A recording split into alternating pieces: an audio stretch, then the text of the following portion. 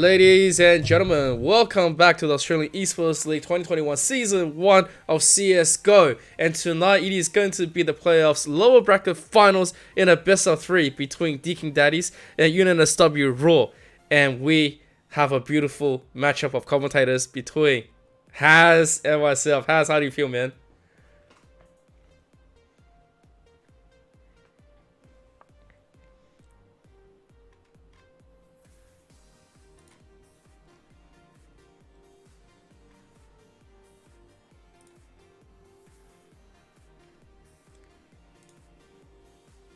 Winning through their top 2 games in the upper bracket, but they were actually down here because they lost to Monash to try and get to the grand finals in the previous week. Meanwhile, Deakin also lost to Monash in the first round of the winners bracket.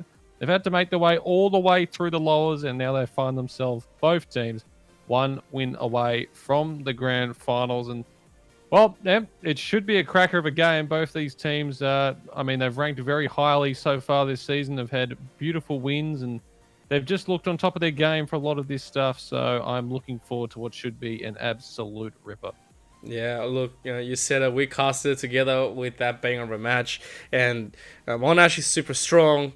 Obviously, they're going to be waiting at the grand final spot at this stage, so this is top 3 right here. Top 3, third and second, so whoever loses right here, right now, is going to become number 3. And then the second place to contend to first is going to be the winner. Obviously, they will have to reset Monash in the first best of 3 and then do it again and bring them all the way back. So definitely looking forward to it. In an interesting matchup, current maps, we have Mirage, Vertigo, and D2 for the maps. The ban came in rather funnily and hastily. I'm not sure if it was done by mistake or if it was just a bad drafting, but Deakin Daddies, they banned Nuke, their favorite map themselves, and I was a little bit confused in the beginning when I saw it. I was like, are you sure we banned Nuke? I mean, isn't their top performing map? Like, what do you think about this one, Haz? Yeah, it's definitely an interesting one. If it could have been a mistake, if it's not a mistake or just like an offhand decision, I would imagine Deakin have probably been thinking that Uni of New South, who would have been watching quite a few of their games and going over a lot of their previous matches, might be thinking, or would have probably looked to play a lot of scrimmages on Nuke during the week, thinking, you know what, they're probably going to send us there. So maybe this is just a spanner in the works thrown by Deakin, taking us over to Mirage. And of course, Uni of South starting on CT side there. Deakin on CT for Vertigo, and of course the lovely Dust 2, which is always a good way to finish it off if we do need to go all the way for the 3 maps. And going off these 2 teams and how they've been performing so far, I'm pretty sure that's where we might be heading by the night's end. Yeah, look, you know what? If tonight is going to be going into it's best of 3, and we go to map 3, which is obviously the one that we always want to see. It's going to be absolutely fantastic, and we have to give massive shout out to all of our sponsors, and obviously Oops, sorry. The first one, I pressed the wrong buttons. Please forgive me. Imagine that. The first one is going to be Chatime, absolutely delicious bubble tea. Make sure to go and smash around now. And after that, you do have the AOC monitors, 144 to 200 Hz monitors. 1 minute's refresh time. Make sure to go and pick up a beautiful AOC monitor. And the interesting one came out.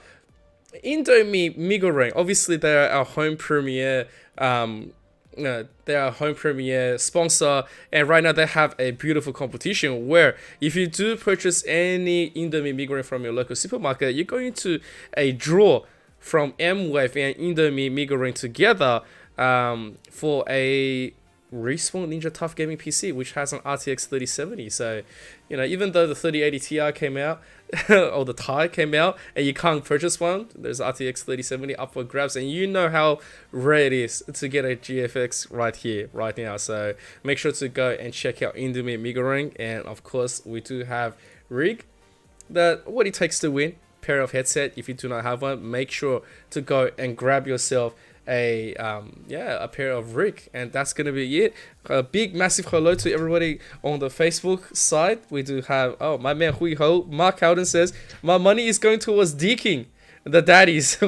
And hola to Simut Empires. Hello everybody, and may you enjoy everything that we have going on for tonight, because I guarantee you right now, if you think we've had some banger matches, you've seen nothing until tonight. Yeah, this is where things really start to heat up, of course. So both of these teams getting ready. Well, basically, all the teams are almost all ready. They're sitting in the server, not quite in their respective teams as of yet. So we've got a bit of time to discuss a few other things. But I mean, I guess the strategy for tonight, if you're going for either of these sides, though, especially for, I would say, Raw, they would have been quite disappointed last week, of course, dropping that chance to already be in the grand finals. So they would have really been looking this week to have a lot of scrims, a lot of practices, trying to make sure that they get everything right tonight. And the same with Deakin, who, I mean, since losing that first matchup against Monash, have basically just breezed past everyone else. They knocked off UTS White, who, of course, were the number 1 seed coming to the winners bracket, went out in straight sets, losing to ANU Esports. And then to Deakin, they also knocked off AEU Black and Swinburne. I mean, they didn't drop a single map since that loss, so they are right on top of it, and they will be feeling pretty confident coming tonight. But I mean, you're running into Raw, who have themselves been absolutely stellar in previous semesters, and this one has been no expectation. So I really cannot personally pick a winner tonight. It is really hard. Yeah, look, I agree. All of the top performers, obviously UNSW Raw, they've been doing nothing but scrimmaging, competing outside of AEL as well, and their team composition and synergy has really just risen in the past few seasons, and it's so refreshing to see that they're able to get into it. It looks like we're ready to go. At the same time, Deakin Daddies, they're a strong contention team. Yes, they did get knocked all the way down to the lower brackets, but looking at how they've just been straightforwarding and destroying their opponents right now, it's absolutely a terror to be facing. And I really do feel sorry for whoever's going to be running into them. And hopefully, UNSW Roar is going to continue their streak if they want another crack on Monash. And this is just going to be a straight rush from Deakin into this towards this B side where no one's actually sitting on the side. There's a few there towards Marketplace in the windows, but they basically got the site to free. Already a big push up through mid, so Short has already been completely taken there. Or been pushing through that, and he might be able to pick up one here unless they're watching it. Johnny K, though, is aware that this might be happening. Speaks around towards the market area. Let's get taken down by Cirquest. James with the trade back, and Nor picks up another. So Deakin, 4v2, holding the side fairly well as 5. Pushes in and finds himself down on the ground. It's just Ver left in a 1v4. And not much of an opportunity to get back into this round. Yeah, this is the best possible situation for Deakin Daddies right here. They get the plant, they get ready, get the pistol, and they can just keep chasing, but they don't really need to. They can just wait until the bomb goes in as well. But they are going to get the trading, and that's going to be the first beginning for Deakin Daddies. They win everything, and this is going to mean a lot of money on their side. 4K on James, and this man can start fragging. Yeah, so already decent enough cash there, and looking like Raw are going to, pretty much force their way into this one as well. So it's 4 Deagles and the Scout also on Ver. But yeah, so that round, I mean, it was interesting fact the 3 rush through mid didn't quite work out as Deakin looking to rush towards B apps again. This time, Sir Quest and 4 waiting on the side here to rushing from James, and all out of the sky just knocked out 4. And Quest can only get a bit of damage done to Malcolm before going down. And also picking up a bit of damage as well, but he can stay down the dirty 5v2, and the round is pretty much said and done. Unless 5 for Malcolm pulls something out of their hats here. Oh. No. I don't know. I saw that one. I was just like, I was about to drop, but you know what, Mal? He's still just gonna be the last surviving member against the whole gunned up Deakin Daddies. You know, they got the mac and cheese pulled out, and they are gonna be just fine. They are, however, going to run into Mel eventually. If they are not. They are just going to pass him by. And this is going to be a very quick 2-0 victory to Deakin. And UNSW Roar, they are going to be able to obviously take this one back with their buys. Hopefully, if they want to have a comeback on Deakin Daddies, they actually need to pick up some frags. So far, they've only got 2 kills across the board. It's a bit of a slow startup, but we will see if they're going to get the correct play. They are going to have a Zeus in play. Okay, so they are not going to be getting anything out for this current play. They don't want to risk it. And this is just going to be the eco up. Huh, interesting. Yeah, well, I mean, most of the players only a few $2,000 there as the flash going in towards their main is where all most of them brawls for one. Only one of their players on there. Malcolm will take the first Mal, Nor, and Mal with the trade back with 2 though with that Deagle. Johnny and Dirty able to chime in just before things really got out of hand there, and now Ver left in the 1v2. He spots out the man of Dirty. And actually takes him up slightly, but with the USPS, makes things rather difficult. And Dirty's trying to push in here. He wants to get this one done as quickly as possible. Oh, Ver missing his shots. And Deakin are really trying to aggress on this one. I don't know if it's really the play here. I mean, if his Ver gets his shots right, he could be able to do something, but Dirty is having none of that. Takes him down. And Raw, some decent damage there on what was essentially an eco all around. And, well, Deakin building up some very nice cash here as 4 AKs the Galil. And Raw will finally be able to buy fully into their first round and all on towards Ver. And our first gun round of this series. Yeah, well, Mal really just opened that one with his deagles, but this first one coming from Ver, he's gonna quickly grab that first one and slowly start this one nicely. James pushes up and he's gonna gun physics down into this exchange 1-to-1, but they need a little bit more. And getting super aggressive here, they are gonna get another breakthrough, but that's an AWP that's going down for Raw.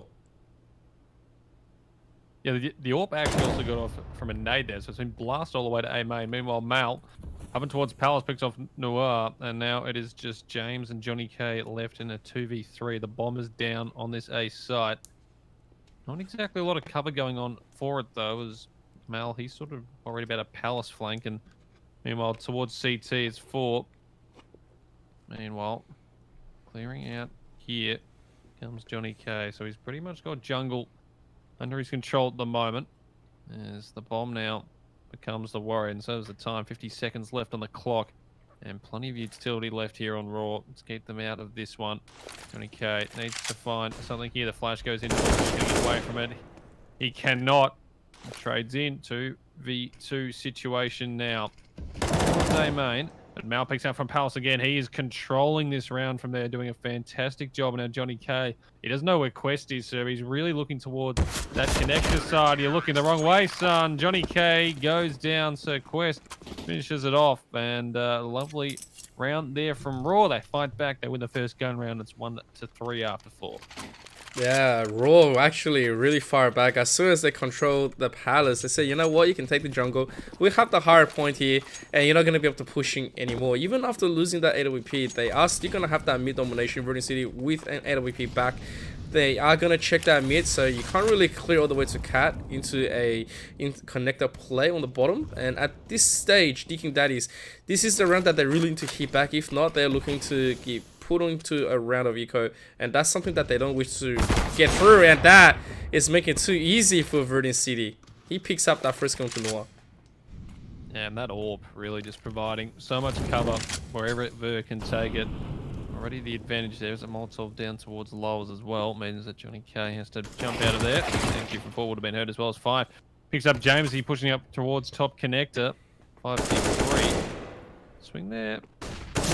Okay, just expect Dirty up towards Palace, and Mal deciding not to fight this one with his teammate because he's aware that something might be coming from the campaign. It's a checked it is, but Malcolm cannot win that one. There's a swing out from Dirty, he goes down, and Johnny K can do nothing. He goes down a connector. 2-3, and Raw starting to bring things back in nicely on these gun rounds, and it's going to have to be most likely a full save or just slide pistols over for Deakin. Yep, so Deakin, this is the round that this is the round that could pretty much hurt them, because they're all going to be on eco. They are just going to be looking to trade some nice damage. Raw obviously realizing this, the utility is not really on their side, and Johnny K, look at this, might just be able to get a quick swing on Mal. And he does. Very nice shot. And provides an opening. Hasn't been able to pick up the gun yet. And I would think that Raw wouldn't want him to get it, but he has managed to grab it anyway. So he's got an M4 on his hands. 5v4 situation. A chance here. An opening possibly for Deakin. Problem is they have no utility to really push in anywhere. As the pushing for Lowers now. 5 connector. He holds that angle. He might be able to pick up a couple. If they rush him together, could spell a bit of trouble. But basically just a standoff at this point. Bomber sitting towards upper B. Oh, 5 goes picking out towards mid, but he's looking the wrong way. Gets taken down, another gun over, and 5v3. And this is not what Raw would have wanted at all. That's looking a little bit rough. I'm not sure what was the decision from Roar when they wanted to peek out a little bit. I guess he was just getting greedy with some information, but that was highly unnecessary. And this is 2-man deficit, 2 guns donated, but they are gonna pick up Melchin in a big push, and double kill comes up. Nice. Bird just swinging out in the open, brings up another one as well, brings us back to a 3v3. The bomb still hasn't gone down yet, but 18 seconds now it starts to. Johnny K will pick up Forvin. The push still looking to come through as James. It's going to be Johnny K if he can hold this angle and get the bomb down. He allows it to happen. James, so he's sort of stuck on towards his side, and Bird will take him down. And now, Johnny, my boy, you got to win this 1v2. He does have a Molotov, so that will provide a bit of time here. The smoke goes down, meaning he can't use it, but he picks up everything, goes in towards there. And now Johnny K, a real chance to clutch the 2v1, and he gets it. 4K in the round, and Deakin win one that they should not have even had a say in. The Pistols reign supreme, 4-2 after 6, and well, disappointing for Raw. They still have the money to buy into this one for most of their players, but it's one that you really can't slip, especially in the lower bracket finals. I can't believe Deakin ran away with that one. It was such a big 2-2 round to Raw, and Deakin that is nothing but a pistol. They somehow answered back, and they took guns with Style Johnny K, the first one to get the 4K, and opened huge for his side. Right now they're looking to swing and pivot. Obviously they still have an AWP on the side of Verdian, but this is going to be the round that Raw is looking to clutch out. If they don't get this one, the next one, they are going to be pretty much penniless to buy anything. And at this stage, Johnny K is going to get the drop on Mao here. Oh, nice kill onto Mao. And that's not the start they would have wanted there, Raw. They lose this round, money-wise. Yeah, they're probably going to be having to at least save, or if they really want to force while they could. But Deakin, opportunity to open up a bit of a buffer here, round-wise. It looks like it's making its way towards the A site. Still, one man hanging his way towards the side of B, but now the group up is coming. The smokes and flashes getting ready to go onto the site, and there is 5 and also the AWP of Ver waiting for what this push will be. The Molotov, the smokes, everything starts to come into action here. Ver, can he find some shots before he gets blocked off completely? That's actually been smoked off from CT. The volley will go down now. 5 sitting in the corner. He picks up 1, he picks up 2, and Ver gets another as well. And oh, it's all falling apart for Deakin here. 5 playing in that corner. The ninja spot for a defuse usually has made things very, very interesting. Johnny will be able to get trade back for a 2v2, but Ver immediately with the one back onto James, and now James needs to do what Johnny did not so long ago, but he only has 5 seconds planting the bomb. Son, you have running out of time. He doesn't have any time at all. The bomb is going to be stopped. He might have died before or after the round. I'm not too sure there. I think he might have gotten away with that one in the end, but Raw, they fight back with a round of their own, and they make sure they get a bit of cash now, and well, now it's Deakin who are in trouble. They've got no money. In a round that looked like it was for Deakin, Raw's gonna pull one out of the hat as well, which was mildly confusing. They went with a gamble, and all eyes was on Physics, who was able to just wait out and say, alright, you know what, let me just wait a little bit and hold to that trigger. So that discipline was amazing. At this second, Deakin is looking to maybe stack this one up into B, while maybe having Johnny K making a little bit of noise with his Galil at Ramsung A. I like the position. Raw, they're gonna get the mole. Verticity, he sees everyone. Oh, that nade almost got dirty as well. And that's just gonna be the hold. You do not get to advance from here, sir. That is such a brave and aggressive walking move there from Ver. Mal also picks up Daddies. He goes big there from Connector. He almost goes down Mal's. James was also waiting in that position, but he managed to get out with 14 HP still in the bag. And well, now Deakin, not really sure what they can do at this point. They still do have a bit of utility. 2 flashes, smoke. 2 smokes actually, and the Molotov also with Johnny. He's on the towards A, so it looks like he might be able to get a bit of a distraction in here to force a rotate out. If he can get a kill or just get some damage and make some noise, he will be able to get a bit of damage. Won't get the kill though. Johnny falling down. Doesn't really attract anyone going from B though in York. And also James come wandering on out, and Trident, Mr. Sirquest says, you know what, boys? No, you're not allowed on this site. And you Raw have tied it up. 4 apiece after 8. Yeah, that was...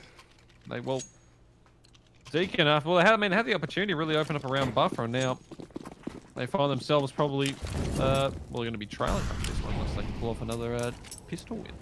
Yeah, so this is going to be the round where they're just going to be having no investment at all. It's pretty much going to be the safe.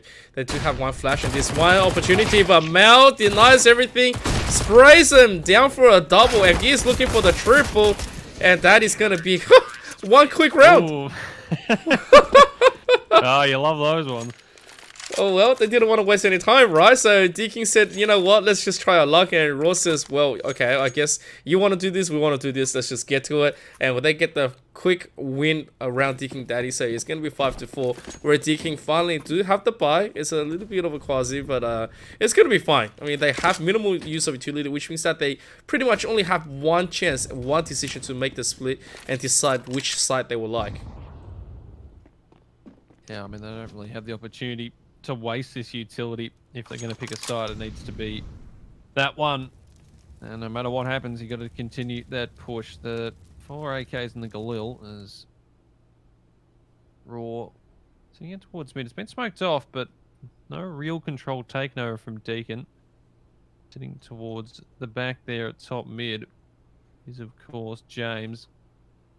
Going to see if a peek might come out. I mean, they're just trying to see if there's going to be any aggression here from Roar and Ver. Well, he's always been aggressive with that AWP. And AWP, it might just come back to bite him there. He gets the first pick, but Dirty manages to get it back. And now the push on towards this B side where there is no one else here. Jumping out of window. And now sat on the side by himself is Forvin. He gets one. He needs to try and find a second. He can't. The bomb is down, though. And Sirquest manages to pick up James. 3v2 situation. Bomb down on the site as Roar starts to make their way in. But this is such a hard side to break into in CS. She now from North and get another here. That would be huge. He gets one. Bomb goes down. Jumps down the 1v2. He's already won one of these. He can get another here. Would go a long way to helping Deakin stay in this match. He swings out on 5, but he can't pick that up.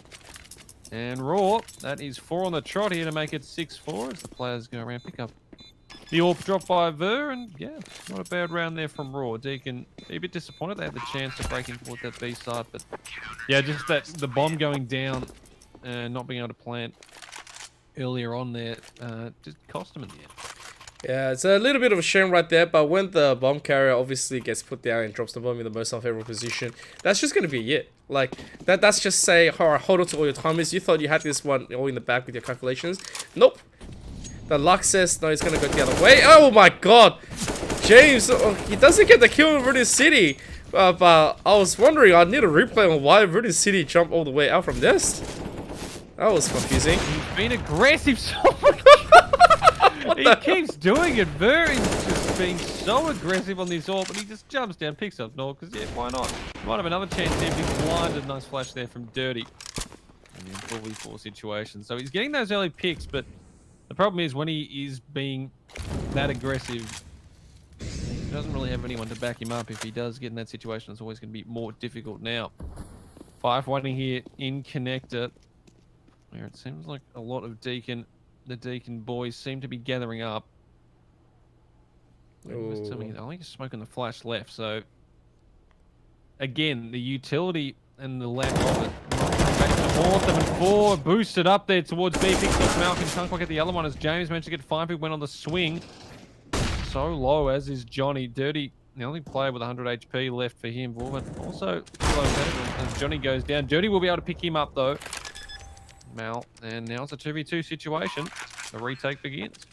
This is actually looking a little bit better for Deakin, despite that little bit of a boost play coming from Roar and Roar. They're both just going to run into Dirty here. They could just be going for the trade, and Deakin is going to win out. Hopefully Dirty is going to spot this one out. He hears the footsteps. Yeah, he does. Oh my god, he's going to get away clean as well. Chucks a flash, and now he's going to wait for Forvin to be pushing here. Against an 8OP and an AK staring down. That's just going to be it. Dirty is not someone to be dropping this. And he's going to also like just keep tapping to the head of the corpse. Does not matter. Deakin Daddies, they are going to get one back 5-6. And they are aiming to try to do it again. I have to say one thing about really getting super like aggressive in the beginning. Let's hope he doesn't do it again. Because that is a punishment coming from Deakin Daddies. They weren't sure about where the AWP play was going to be, but they will happily trade one body for one every single time. Well, he's going to be able to get the chance here as four. Looking at having defend on this B side. He gets one, he gets two. A beautiful hold there so far.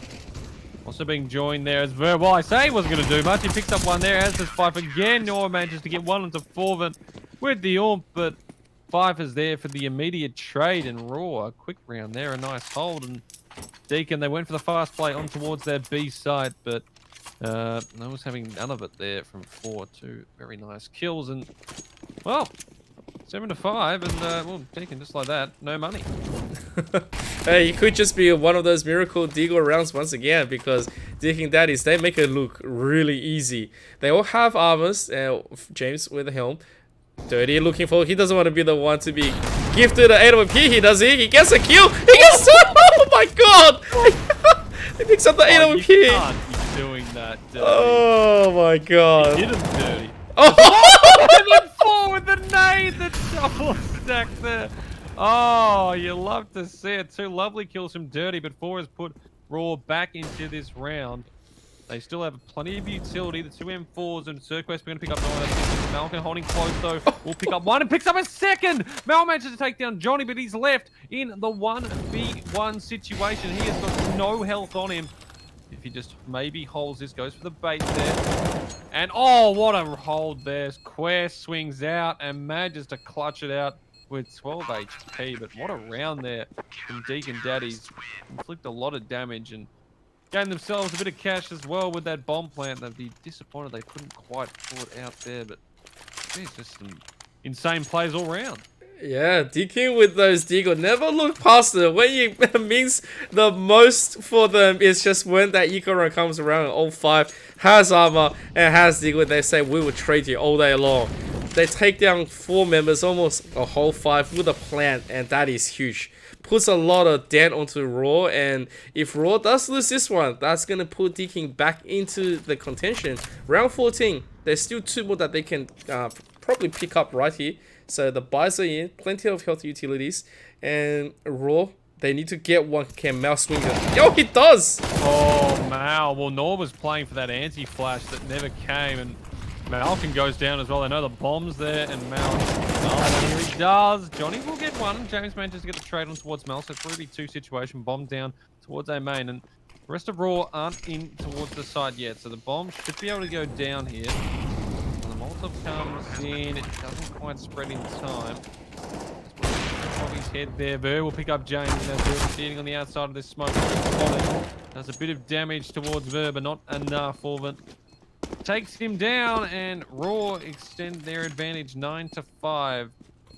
A pretty nice hold there from Mal towards A main. And well, Deakin, this is their map pick. They wouldn't probably want to be down 10-5 heading into this second half, but well, might be looking that way. So they're still at least going to be able to have a decent buy here. Plenty of utility, the 5 AKs. Meanwhile, Raw as well, they've chucked everything else they have left into what they've got here, and the final round of this first half is ready to commence. Yeah, this is finally going to be the final round for the first half, but you know what? Raw hasn't done terribly. They've been putting Deakin Daddies onto the check this whole time. Virgin City has been blinded at Ness, and the rest of Deakin Daddies, they are still going to try to pivot towards a possible B play. They just need to clear this connector, which they do, which means that they can douse this and make the play. Meanwhile, Raw hasn't really got the rotations in to get the possible backup. And the rest of Deakin Daddies, they are starting to go straight into this B. They're just waiting. Oh my goodness. And that is going to be the trade coming through, but Johnny is going to pick up for Vin. That's most of the people being disabled. And Raw, 2 members left. One's going to come and challenge on a 1v4.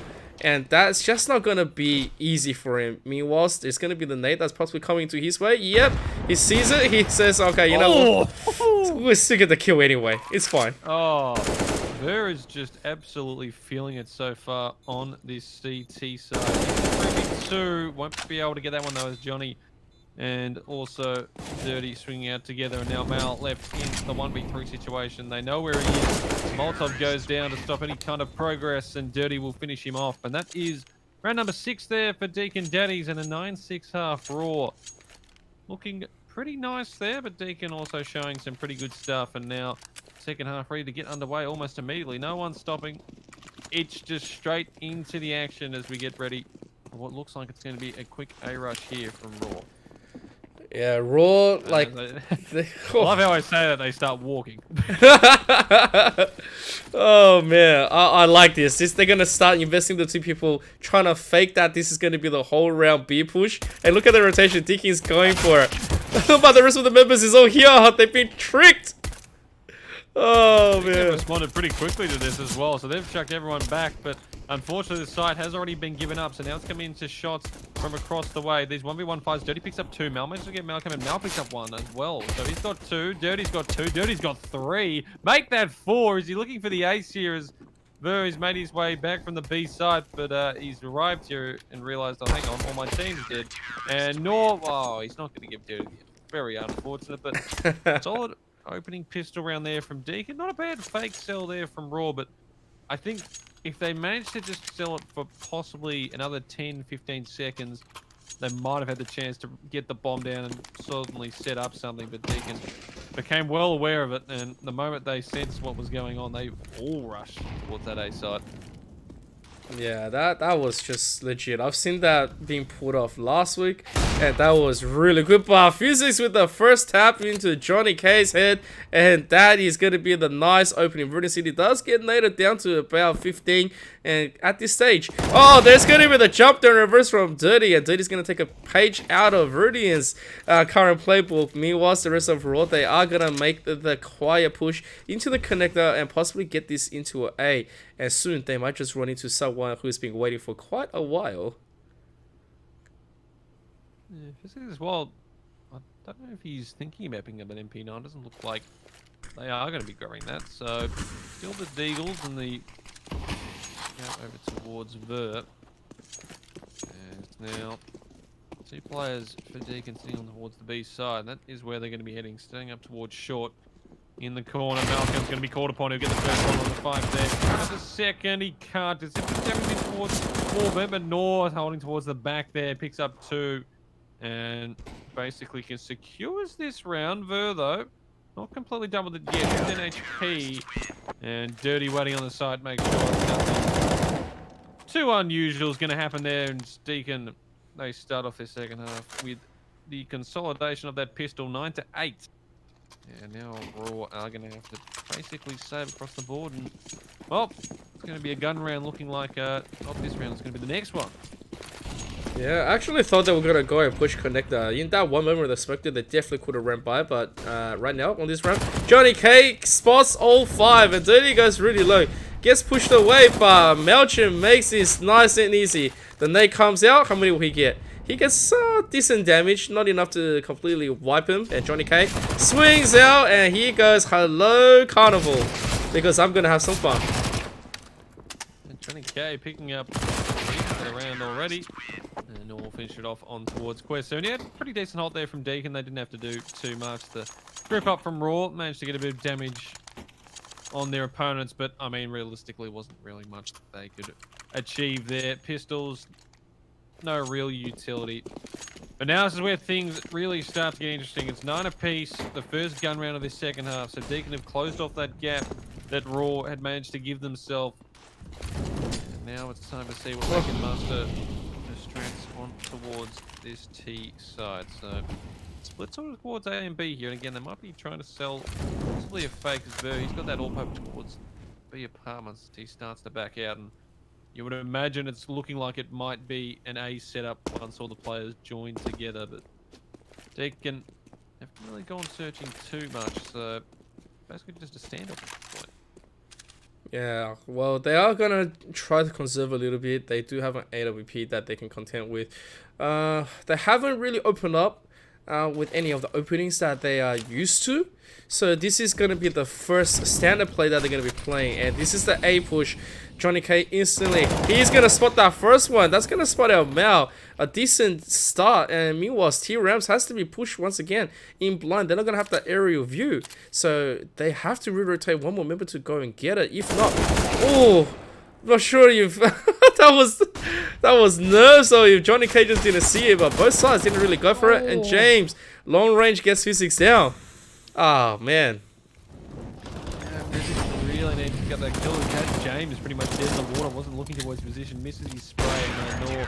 James and Dirty finish off the round, and Roar, they had an opportunity to get back into that one. Unfortunately, it doesn't go their way. 10-9, Deakin, a 4-round start.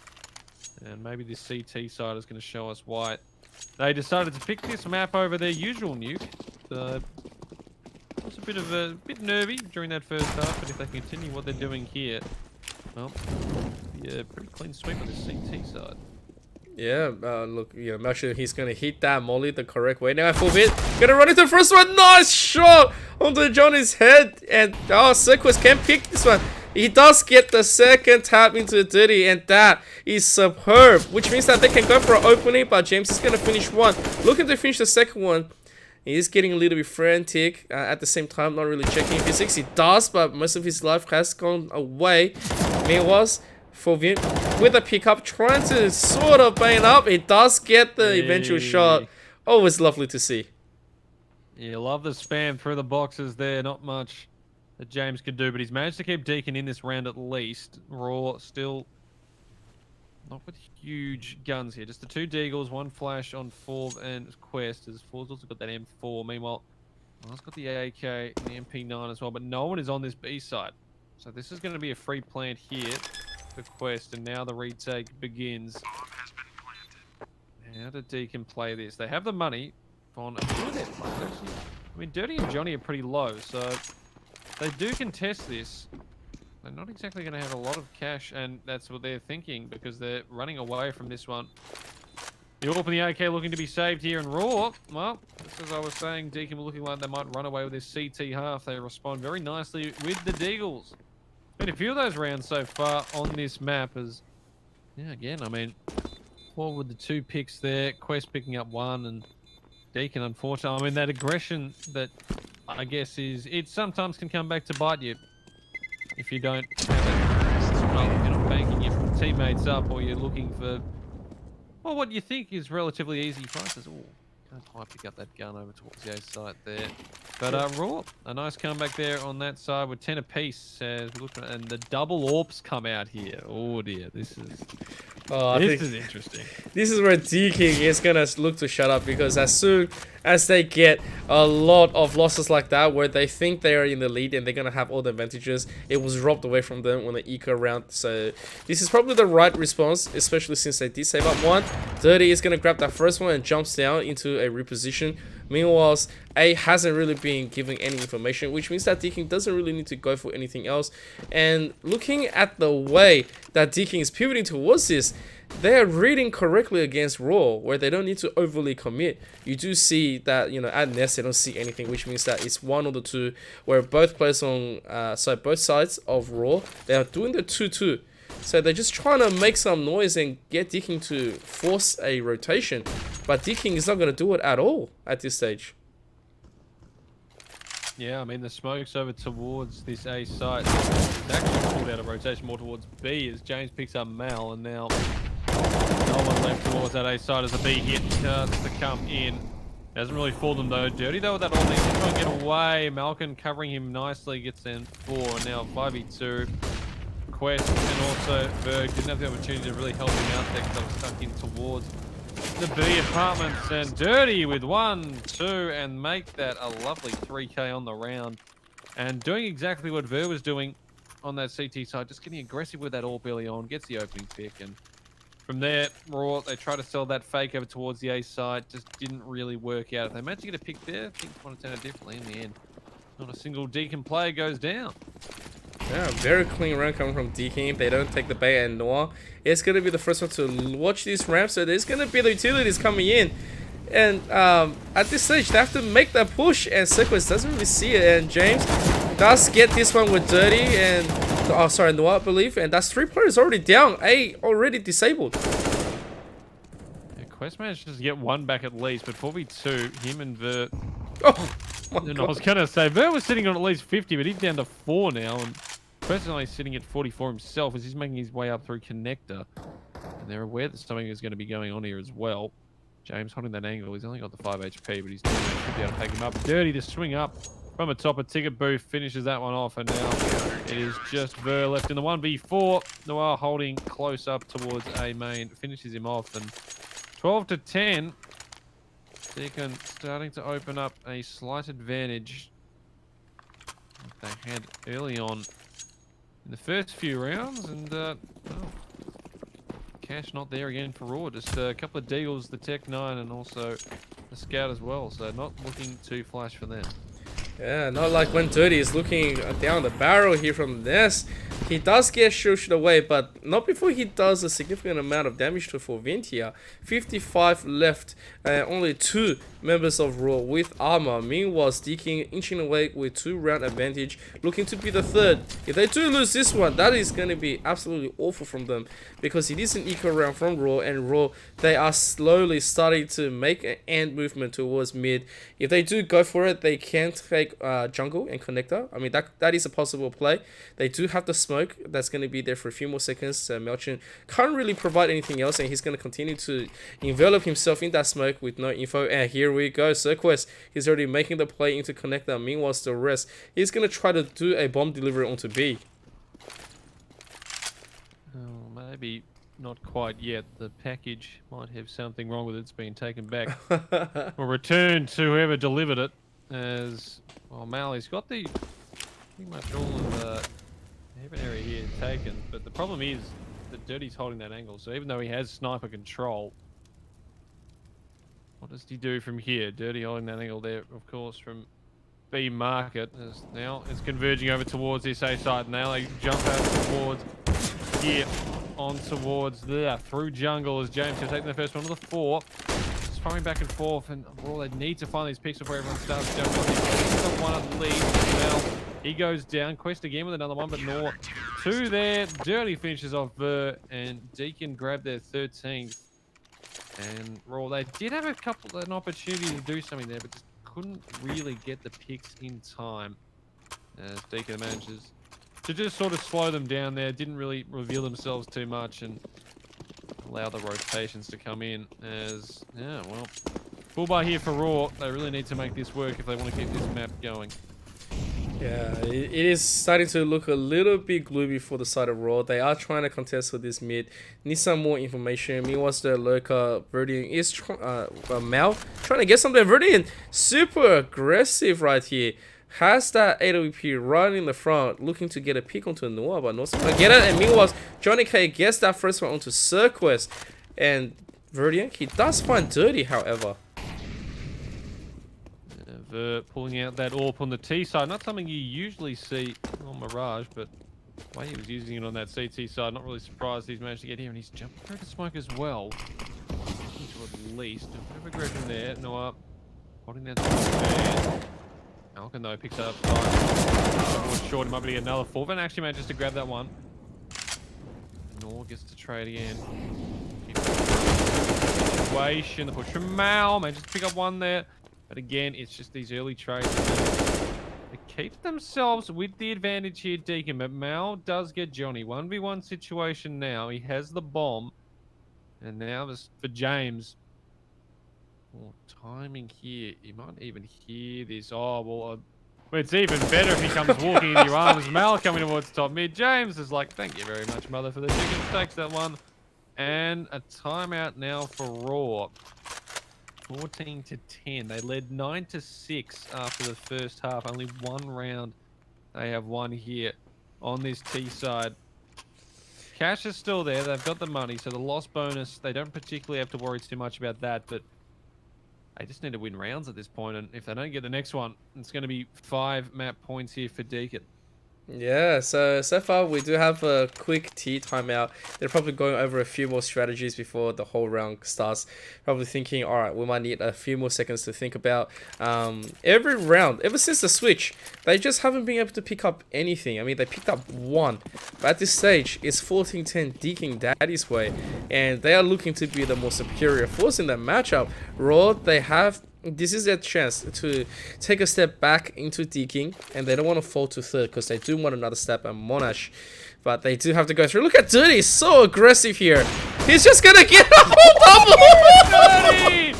You can't do that. Oh, the collateral. No. Oh, that is just heartbreaking for Raw. These trade managers to come in there for 5, but a 3v4 situation. Oh, Oh, that's they lose rough. so much utility out of that as well. The bomb stuck down there. They haven't even lost to there. Johnny will be able to get Sir Quest, but 5 at least ready there for the trade. But 2v3, again, they just haven't been able to really get on top of any of these T rounds. There seem to be 1 or 2 down every time. They haven't been getting smashed in a lot of these rounds. It's more just the trades from Deakin. They've managed to work themselves very well. It's been just solid holds on most of these sites. And bomb heading towards this A site now, and 40 odd seconds on the clock. They do have the utilities to put this in, but who is sitting up here close at A main? Oh dear, no. Could spell trouble for all of this as Mal doesn't check this properly. Sees the shadow, he picks one up. The second is also coming. If he sees it, he's moving away. Five misses a chance to grab him there, and now 1v3. Flash goes out. Five keeps himself in it, but 12 HP, and James on the side as well. I don't know if he's going to be expecting him. Pushing up, bomb in hand. He's not. James takes him down. Deakin, that's going to be 5 map points here. Oh. Ooh. Oh my god, you gotta really. That's going to be a good Raw. clip. Not dirty. Ooh, he did him dirty. Yeah, well, he did it, really did it right there, quite literally, by walking aggressive. He's gonna tell them this is how you do it in style, and this is gonna be the 5-man collapse here. There is gonna be the molly to stop all that. Deakin will practice and say you're not gonna get an easy take on this A. Meanwhile, there is gonna be 2. Oh, now that's gonna be everyone. James has spotted this. He's just here by himself. He has to hold. Let's get that first one, but he's gonna be traded out, and this is the site for Raw. Or get something going their way. I was saying that Johnny manages to get Vert. And the bomb plan has been stopped. So 3v3. Look if they can get around to go towards the B side, but the bomb goes down. Dirty, another kill. He's been absolutely feeling it on this CT side with his. And Mal going to shut him down there, and now the bomb out in the open. A chance here to get himself in this one raw. Nor with a chance to finish this one completely. He's been spotted. He can't quite get the sprays. He gets the damage. But that's not going to be enough. Raw, keep this going for another round at least. 11 to 15. And yeah, just a good collapse there on towards that A side. I mean, James is the only one left there. There's already an early rotation towards snipers. And, well, sometimes a rush works. And Raw will be pretty happy with that one. And Deakin, yeah, no money now. Just 5 deagles across the board. Yeah, it looks like the gamble paid off for Raw. They said do or die. So that was the first one. They cleared the options, but they have to do 4 more before they push for an overtime in order to contest this first map. As Deakin, you make one mistake, they are just going to take it all away from you. And that could be dangerous. Mal, fortunately, is going to survive. No headshot coming in. And the rest of Raw is taking this nice and easy. They don't want to get fully done up here, as Noah does get rushed up. Yeah, the Mac 10 there from 5. Doing all the work. Almost takes down Malcolm as well. Definitely decent damage. Pulls out his Glock to finish him off through that smoke towards CT. 5v3. The flash goes in. James will be able to cover that one though onto 4. Can't quite finish the job there. Still, Quest gets dirty, and now just the 2 men waiting towards stairs here. One piece of utility goes out, and not really much they can do. No smoke, no kit. Plank also coming in from 5, picks up another one with that Mac 10. You might be hearing the man pushing towards top mid. Can he pick up another? He's looking around. He goes low. There's Mal. He doesn't have his gun out, so Johnny will pick up one there. A bit of damage would be nice. 5 will take down Johnny K and picks up a 4K for the round. Nice The rush. Mac 10. Hey, Mac 10 is all you need, right? I mean, who needs aim when the Mac 10 is going to spray all the bullets into your whole body, right? And to be fair, it was against Eagles, but you still love the Mac 10 to come in. Yeah, always love a Mac 10. Right now it's 15-12. Dirty has picked up an 8 OP. This is around that they are smelling blood in the water. Obviously not the most of the utilities, but they would be just fine because they're CT. And we're looking at Raw. They need to clear another option. They need to clear another round in order to potentially roll a 15-14. So we will see if they can get it currently. They are just sort of making some noise at A. but most of the members are at B, and they haven't really gotten all the information or forced any bait and switch just yet. I'm thinking Raw might just be doing that as well very, very soon. Although you do have the bomb carrier sitting rather back, hasn't really invested in any of his utilities. Cirquest, he does have a nade on the way to maybe get to the side, but the angling might just be at B. Again, trying to sell this fake over towards this A side. Johnny K picks up Mal though, and he's immediately going over towards this to B, where the actual bomb is heading. Malcolm picks up 5, but Foreman with the trade there, but still 4v3 advantage here for Deakin. Is this the round where they close out this first round? Towards Van. Foreman. We're down to 26 HP. Towards the side, Johnny K drops down to Quest, and that's the bomb as well. Foreman will be able to get one back there and towards James. Still 2 players waiting on this side here. Johnny K picks up Roar. Oh. He gets another one on Dever, and he finishes off this first map 16-12. Good showings from a lot of these players, but Deakin Daddies, they take out their map pick here on Dust 2. 16-12. Johnny K with 27, Dirty with 28. Also 20 for Noir. Meanwhile, for the side of the lovely Uni of New South Wales, Mal with 25 with 20 and 18 for Sir Quest. So Deakin, they do what they need to do on their first map. And now we will be moving, of course, on to Vertigo, which is the map pick of the Uni of New South Wales. We'll be looking to try and take this one to a best of 3. Or can Deakin make it a straight 2-0 to put themselves into the grand finals? We are going to find out. I'm assuming we're going for a quick little break here. Yes, we are indeed. Guys, if you did enjoy this, please also to make sure to follow and give our Facebook a big, massive like. Please also follow us on AEL Esports League. Deakin, obviously, being the first winner on the first map on their pick, is going to be... So they struggled a little bit in the beginning, having a slow start, but they are going to clean up that first one. I think it was 16-12, and now we're going to go to map 2, whereas Vertigo, UNSW Roar, they love this map, they love to contest it, and they pick it every single time. So thank you so much for giving us a chance to cast some more Vertigos. And yes, 100%, we're going to go into a quick 3-minute break, and we'll be right back, so don't go anywhere.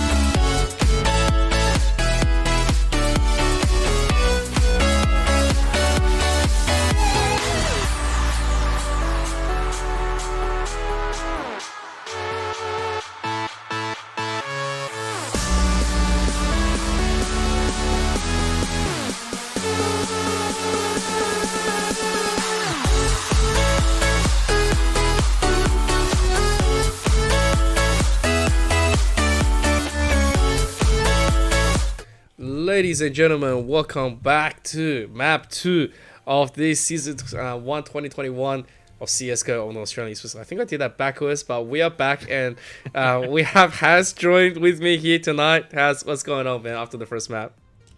Yeah, no, feeling pretty good after that first map. Good showing from Deakin after, Roar got the jump on them pretty early there on that Mirage CT side, but they managed to bring it back 16-12. They get their map pick, but now if they want to make this a 2-0, they're going to have to do it on Vertigo, a map that Raw have been very, very good on so far this season.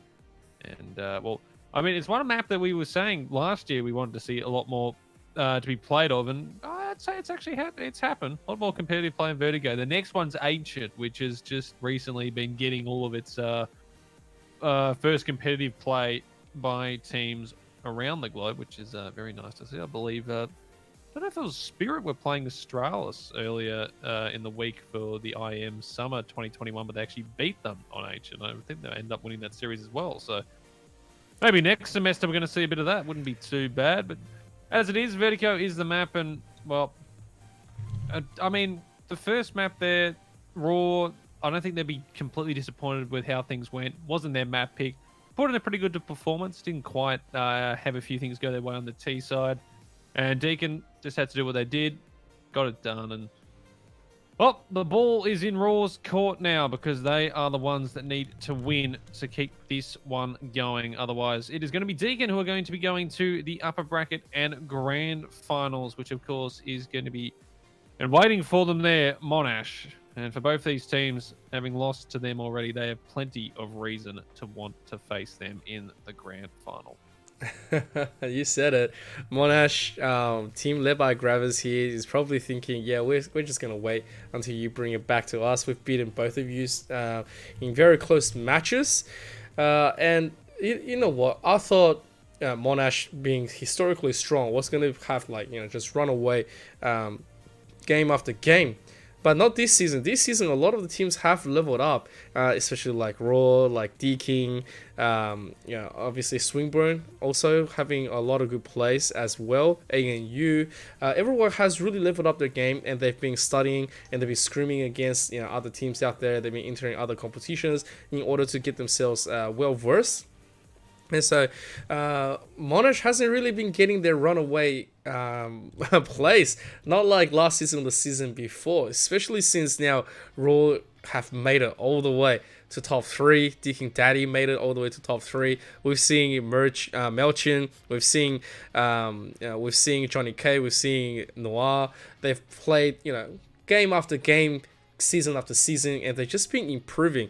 And obviously we do have James being subbed there for Rage, who is now coming in for the side of Deakin Daddies, and UNSW Roar, of course, improving game after game. It's been 4 seasons now that I've seen UNSW Roar registering in, and seeing Verdant City getting really all of his shots proven and played, getting that AWP shot in on point, and then getting Mal and obviously Cirquest improving as well.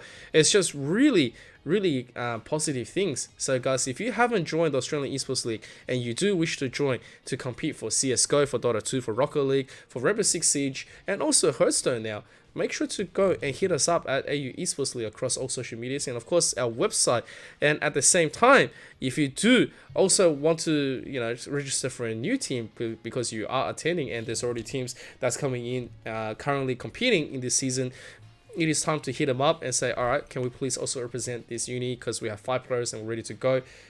It's time of Corona and all this time of lockdown. What better time is it to just stay home, relax, get your mates on and compete, right, Haz?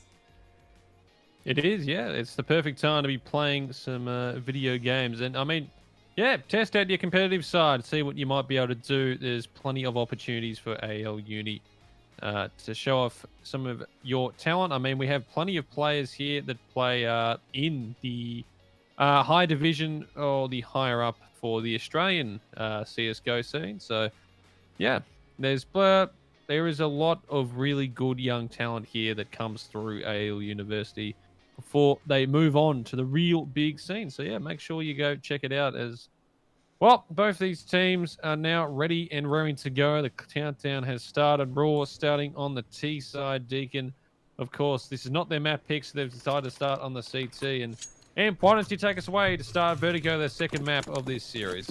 Alright, Roger, that has, and here we go. This is UNSW Roar's pick and their map. They know exactly how to win the advantages, so you do have only one member going in, trying to win his way out, and the rest of the four, they are pivoting towards this B.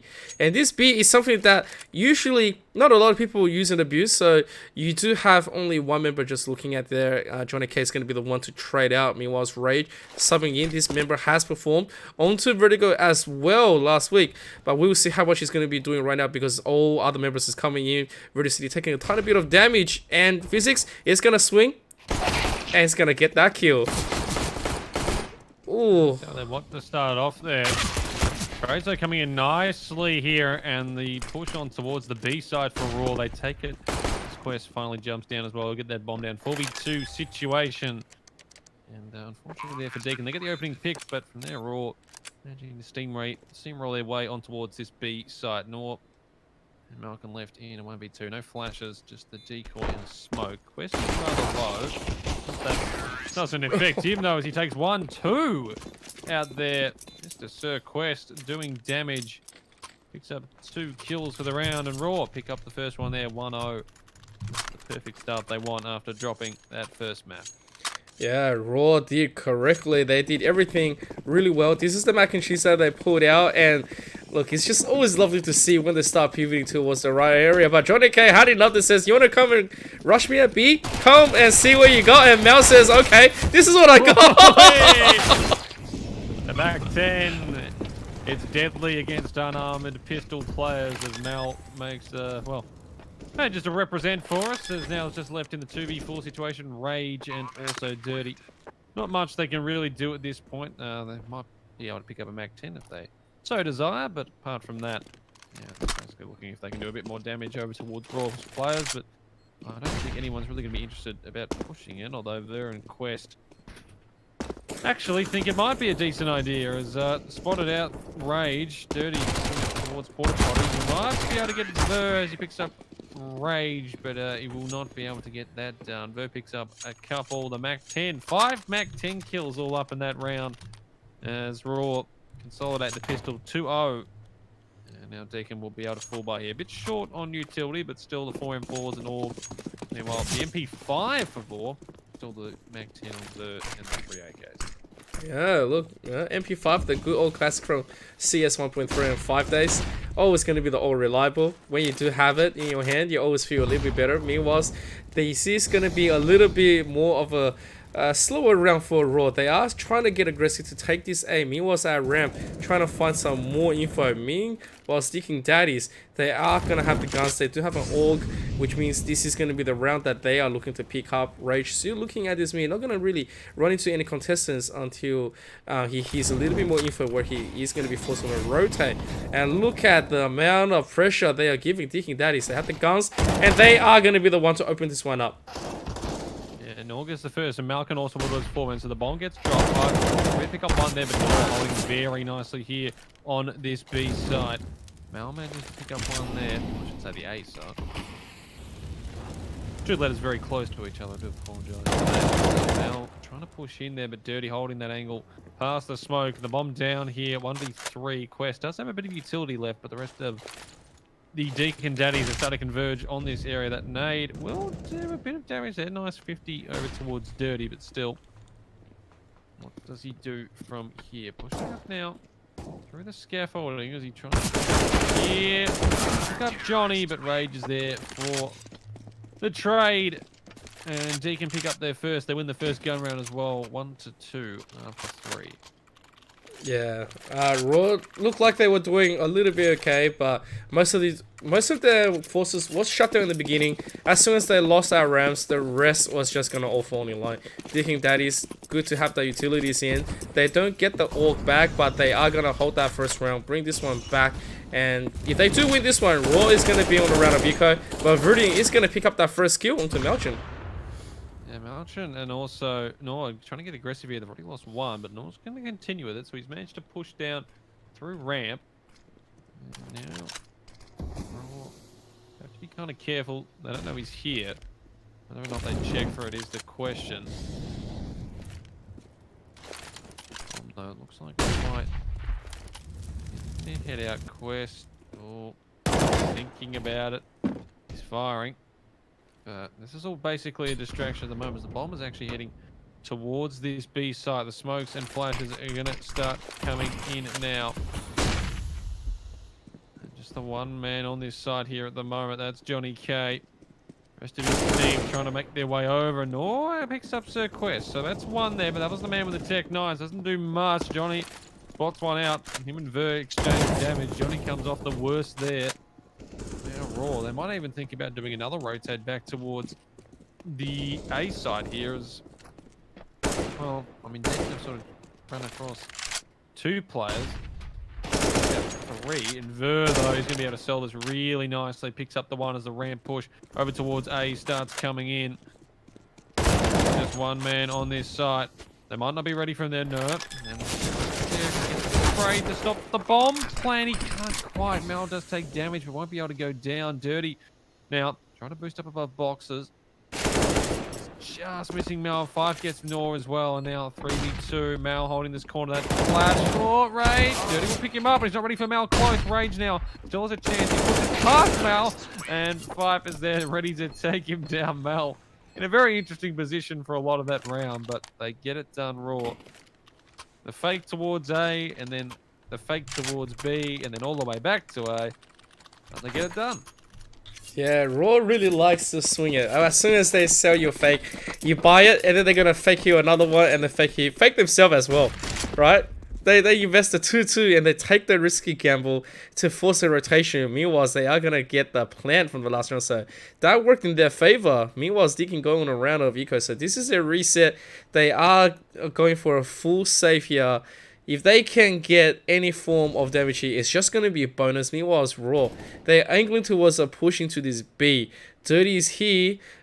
He does have backup. Johnny K is also here. They are looking to maybe trade a 2-for-2. And that could probably be the best kind of trade they can get right here.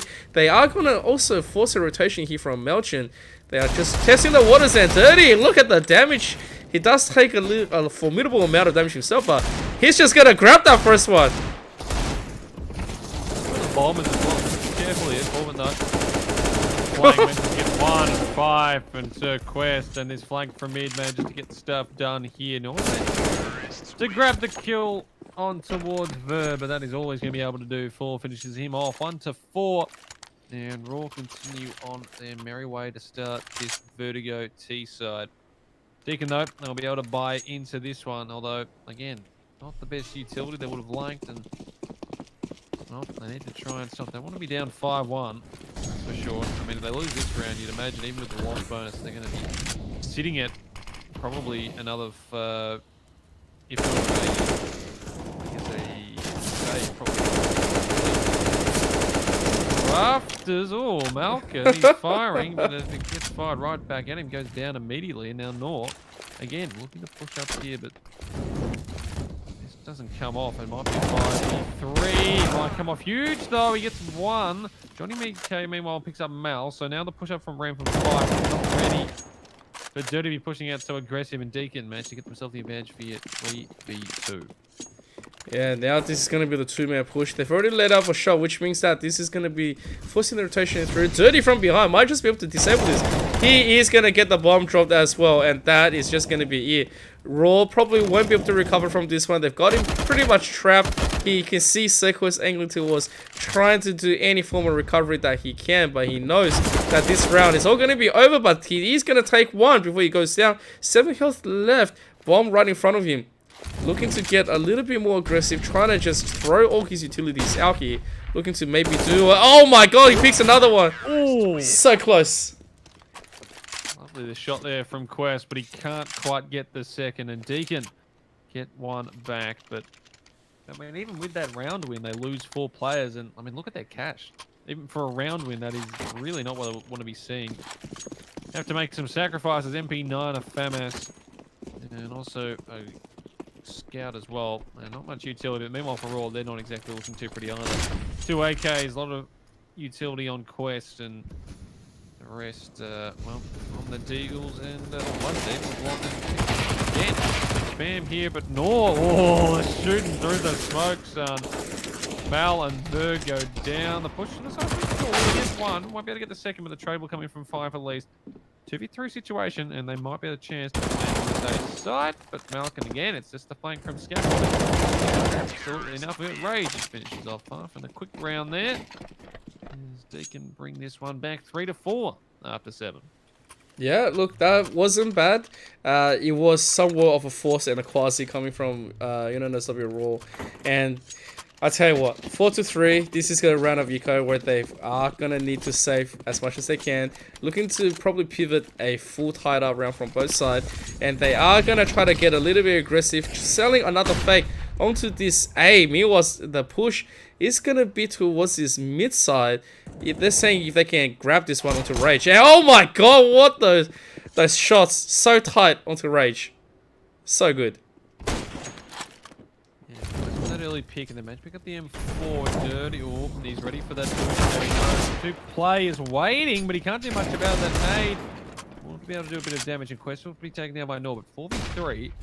A chance here for Roar. They've opened up an opportunity, but Johnny K with that scout out. Doing some good damage. He gets one. He gets two with the Deagle. He could pick up a third. He does. Malkin also picking up Mal.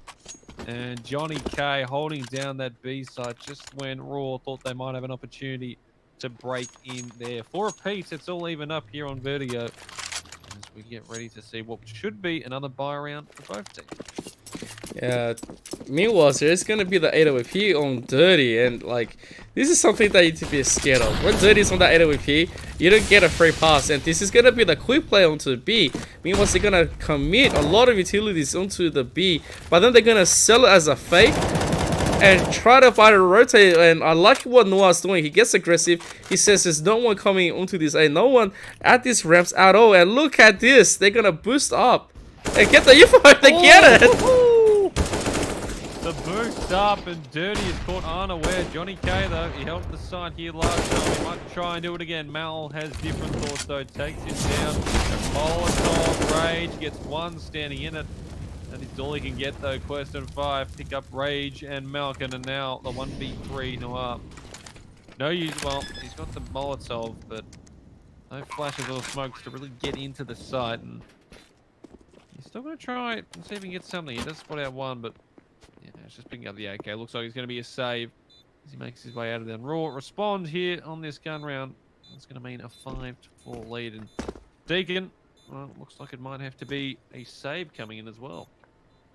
Yeah, like that one side, I was a little bit confused, right?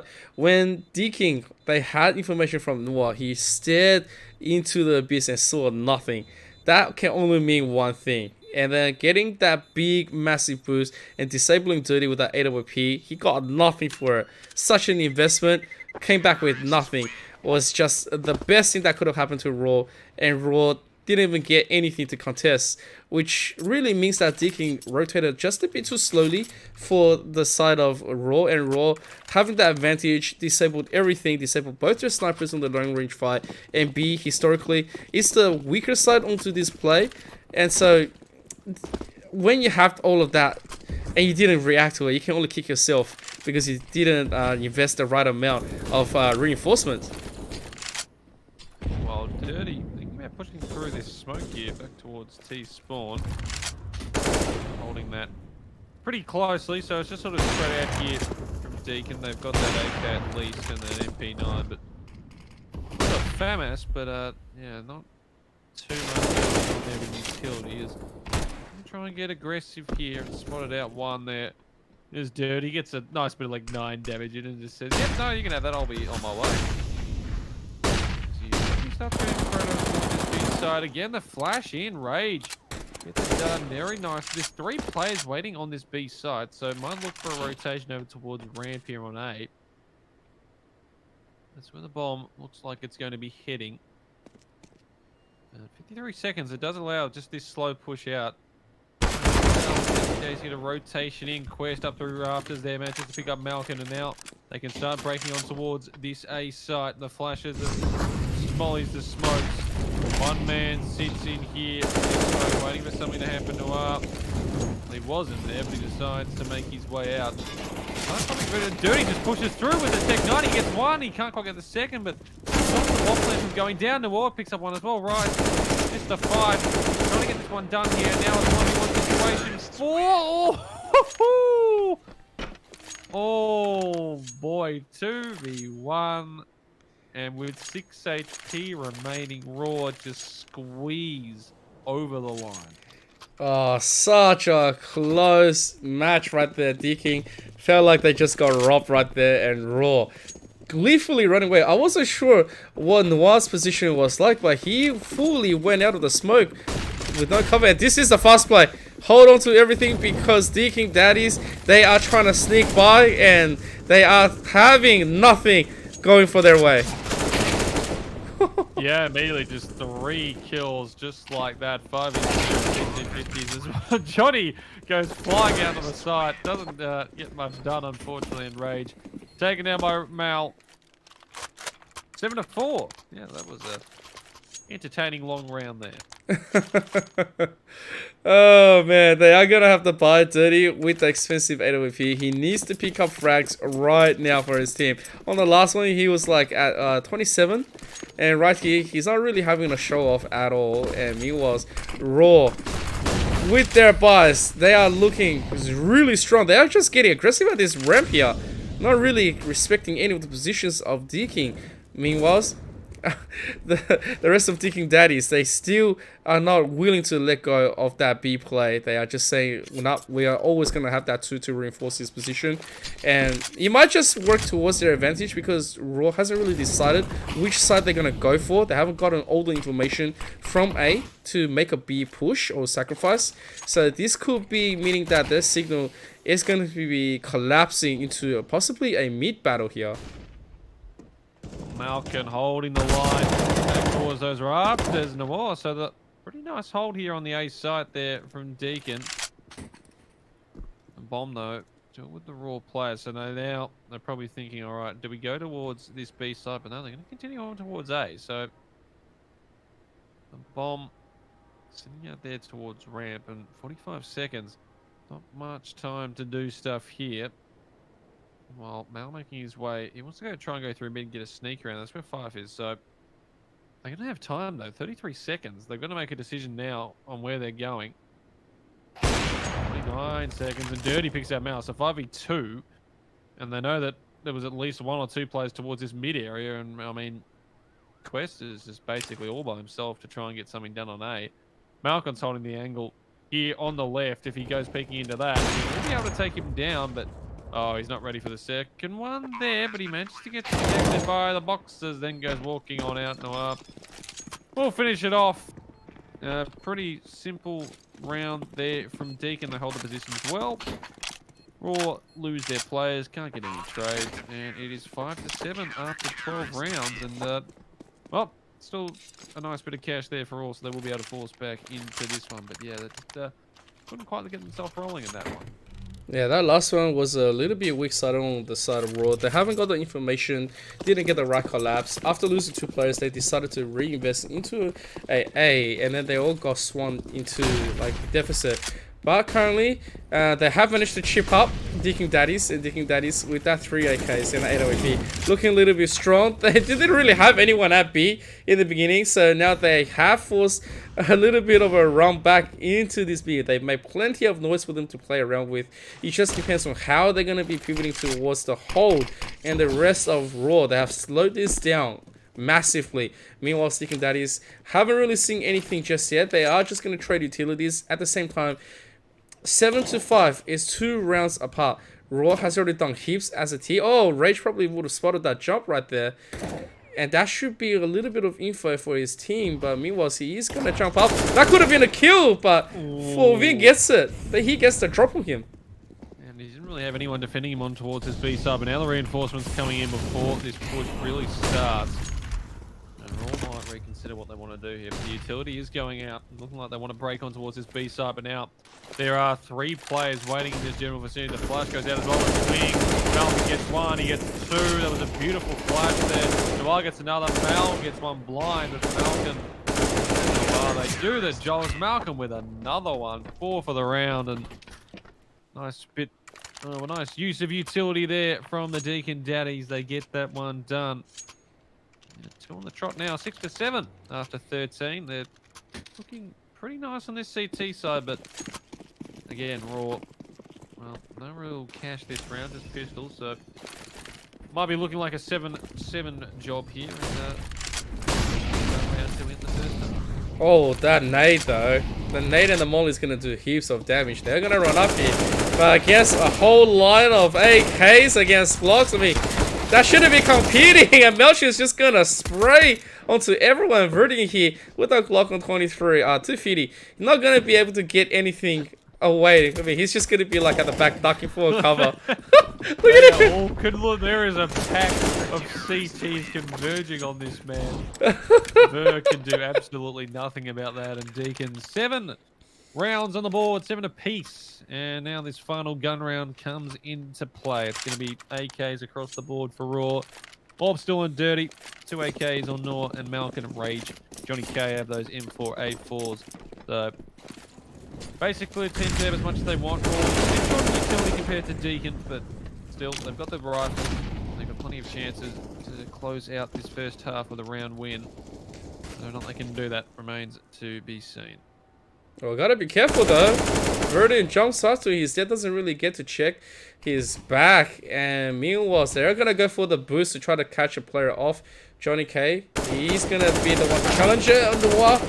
Does get taken out by Mel on Raw. And the smoke is buying Johnny K some cover, but he gotta be careful.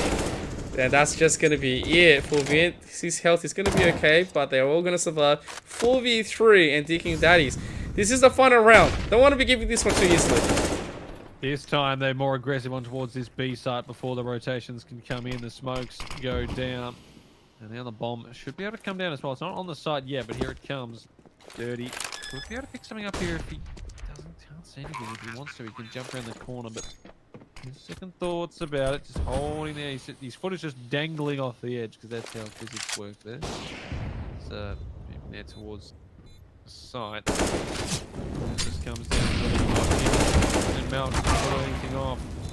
Malcolm might be able to help him, and now Dirty left in the 1v3. Players are low on health, but he's running out of time. The smoke will be able to go on the bomb, but they know where it is. And immediately the spam goes in.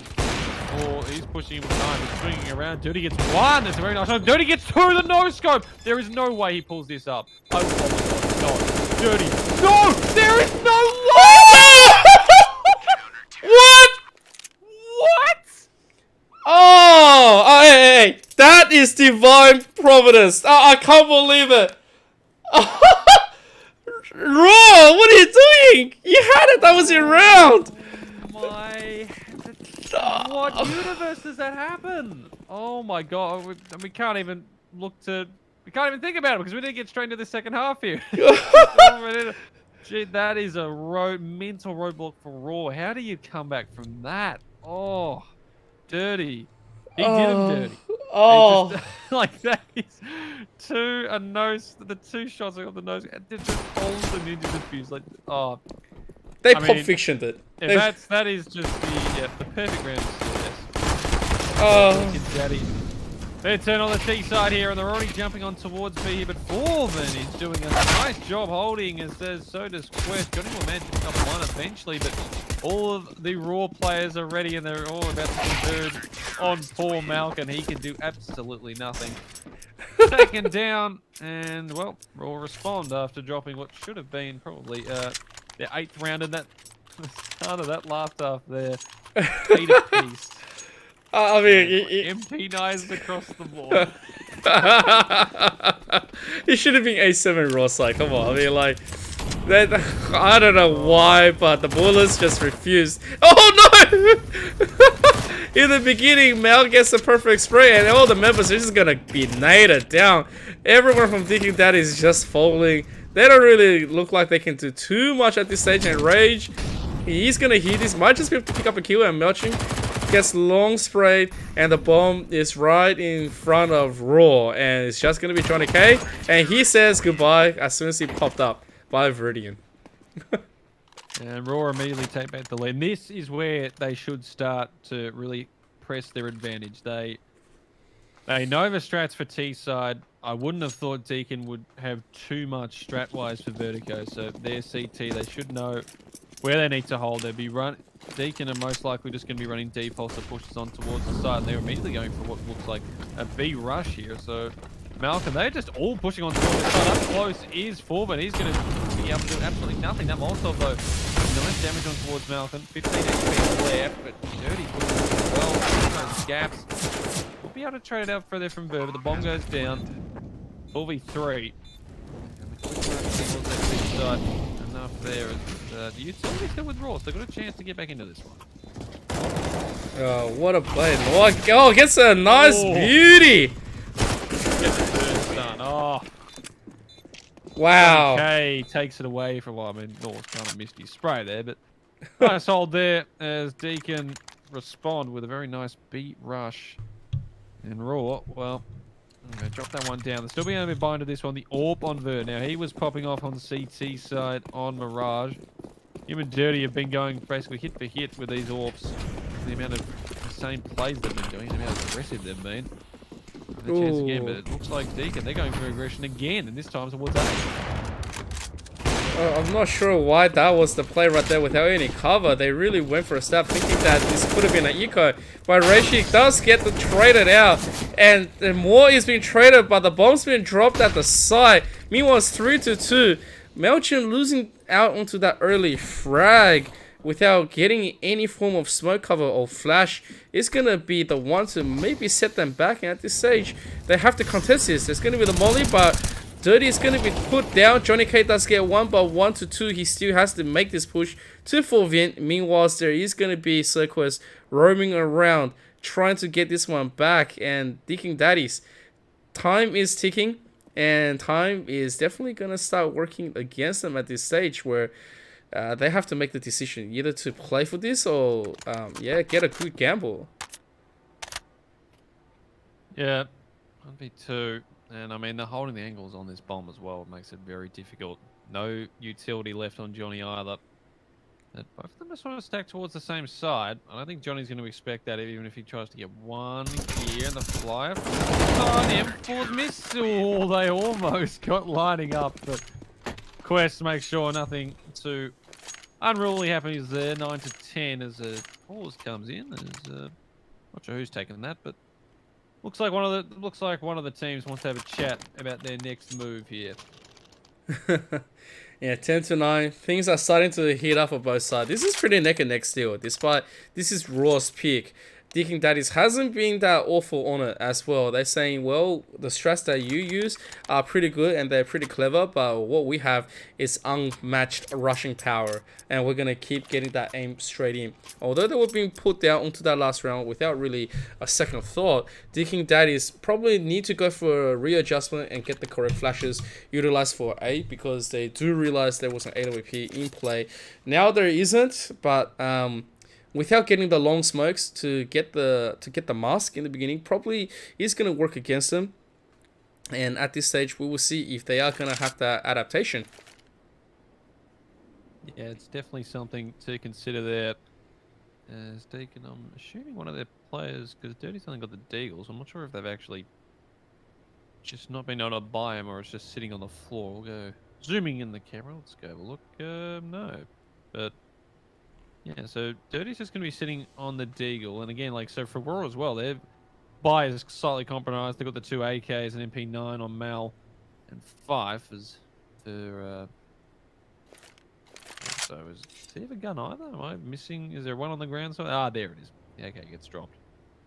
So I'm assuming someone might be not buying. Oh, well, they're discussing. They're going, oh, well, who wants the AK? No, you grab that one. I'll chuck that one across. There's an MP9 sitting there. And still, one of these players doesn't have an actual gun yet, but ring around the rosy. We'll get there eventually as we start to come out of this timeout. Deakin, they're looking to try and end this here on Vertigo. 9-10. We're all looking to take us to map number 3 on Dust 2. So yeah, dudes, the Deagle, another MP9 there, dropping the Raw boys. And Mal on to Dirty. So the Deagle is not going to be doing too much this round. He's getting very aggressive there already. And that is exactly what he wants there. taking control of all of that. He's getting all the info he wants as well, relaying that to the rest of his team, and just the start Raw would have wanted in this round. Yeah, that's a very aggressive play. Fortunately, they only took down Dirty, so not too much power going down, because Dirty was going to be the one to look around and possibly be the first to, give himself away, throw his body still coming to the side. Deakin Daddies, they haven't really picked it. They need a little bit more info to work with, and Raw, they have got them the investment in at B, a very strong 2.5 right out there. Meanwhile, they have 2 more to be looking at A. Both pretty much stacked here at the behind the scaffold, so this is very interesting. We will see if they're going to get that first one. Well, could be a pickup here for Malcolm. The problem is I don't... In, he'll get 1 and huge damage on the 5 as well, so... Now, the burst on towards this A side begins. 5 realistically can't do much to HP Malvo. Gets the straight back and a dink there on towards Rage. They still manage to get the bomb down as Mal falls. 2v2 and Forvent is coming out. And this could be the problem that lies here. Because Noir is distracted by what Quest is doing down there. He's not going to be checking this at all. Forvent, oh, well, he lets his teammate go down. He's looking to see if he can find the other one. He can't. So now the defuse, he fakes it off. Looking to see if he can hear it. He's nailed it now. Rage, he had to give himself away because he was thinking, well, if he's defusing the bomb, I need to get out there. He can't fall it. He kind of let Sir Quest take the bullet there, but I mean, when you're winning the round, I don't think it matters too much. Raw, 11-9, managed to extend their lead, and pretty solid there on the CT hold there, but I mean, Deakin, they had a chance to win that round. Didn't quite go their way. It was pretty close after losing Dirty early. Right now, it's going to be pretty much a round of eco for them. They're just trying to force the issue with Raw utilities, pretty much having everything in their favor, picking up the kills. And Cirquest, he gets the first one on Johnny K. Meanwhile, Dirty is not going to be able to do too much to push up the B. And Melchin also goes down. And this is pretty much going to be the round. Raw, they haven't really given anything away to Deakin. And Noir might be the first one. Does get it, but most of his life has dissipated. And there's nothing he can do here because it's going to be the chase up and it's going to be the jump coming from Physics. And it's just going to be Dirty. 1 on 4. And goodbye. Cannot do anything. Yep, Dirty goes down. The round is won. Raw have opened up a 3-round buffer. They've won 5 of the 6 rounds on the CT side. I did say before that this was where they would start to maybe gain a bit of an advantage, considering Deakin probably wouldn't have the strat book that they did on their T side. Now, the ball is definitely in Deakin's court. What do they do now? Like there's a few pushing up towards this A ramp, and they're getting really aggressive there. There's been their sort of play, and it's worked a couple of times to get these early engagements and opening picks. However, whether or not it wins out the round is another thing to be said. The push off the Molotov, and on towards the site goes the boys. Now, to see if they can get some picks here. No one's actually trading out here. Burr finally picks up Malkin, and Burr with 2 big kills. Dirty's down to get a couple of trades back, and Johnny K as well. 5 picking up 1 when the bomb is down. Again, they're in the same situation. Johnny K on low health this time. Dirty on 100, Foreman, and Quest with 100 HP each. Oh, how interesting. Oh, Johnny. Oh, you should have shot there, son, because you alerted the Raw fellow as they just shoot through the smoke and like, if you're going to shoot us, we'll shoot back. Dirty falls and Raw extend their advantage 13-9. And most likely it's going to be another save, so just pistols and make an investment from Dirty, but Deakin starting to look like they're in a bit of trouble here. And, oh, look at this aggression. They instantly opened this one up, but it's put down by Forvin. And Mouse already hits it back him up with a full stack of B. It's pretty much all stuck here. If they do want to make a play, they need to wait until all the utilities get dropped. Meanwhile, Vernon City, he is here, and there's going to be the possible lurk. They're emptying all the bullets into the smoke, and the rest of Deakin has been shushed away, and they need to re-rotate back into a possible A.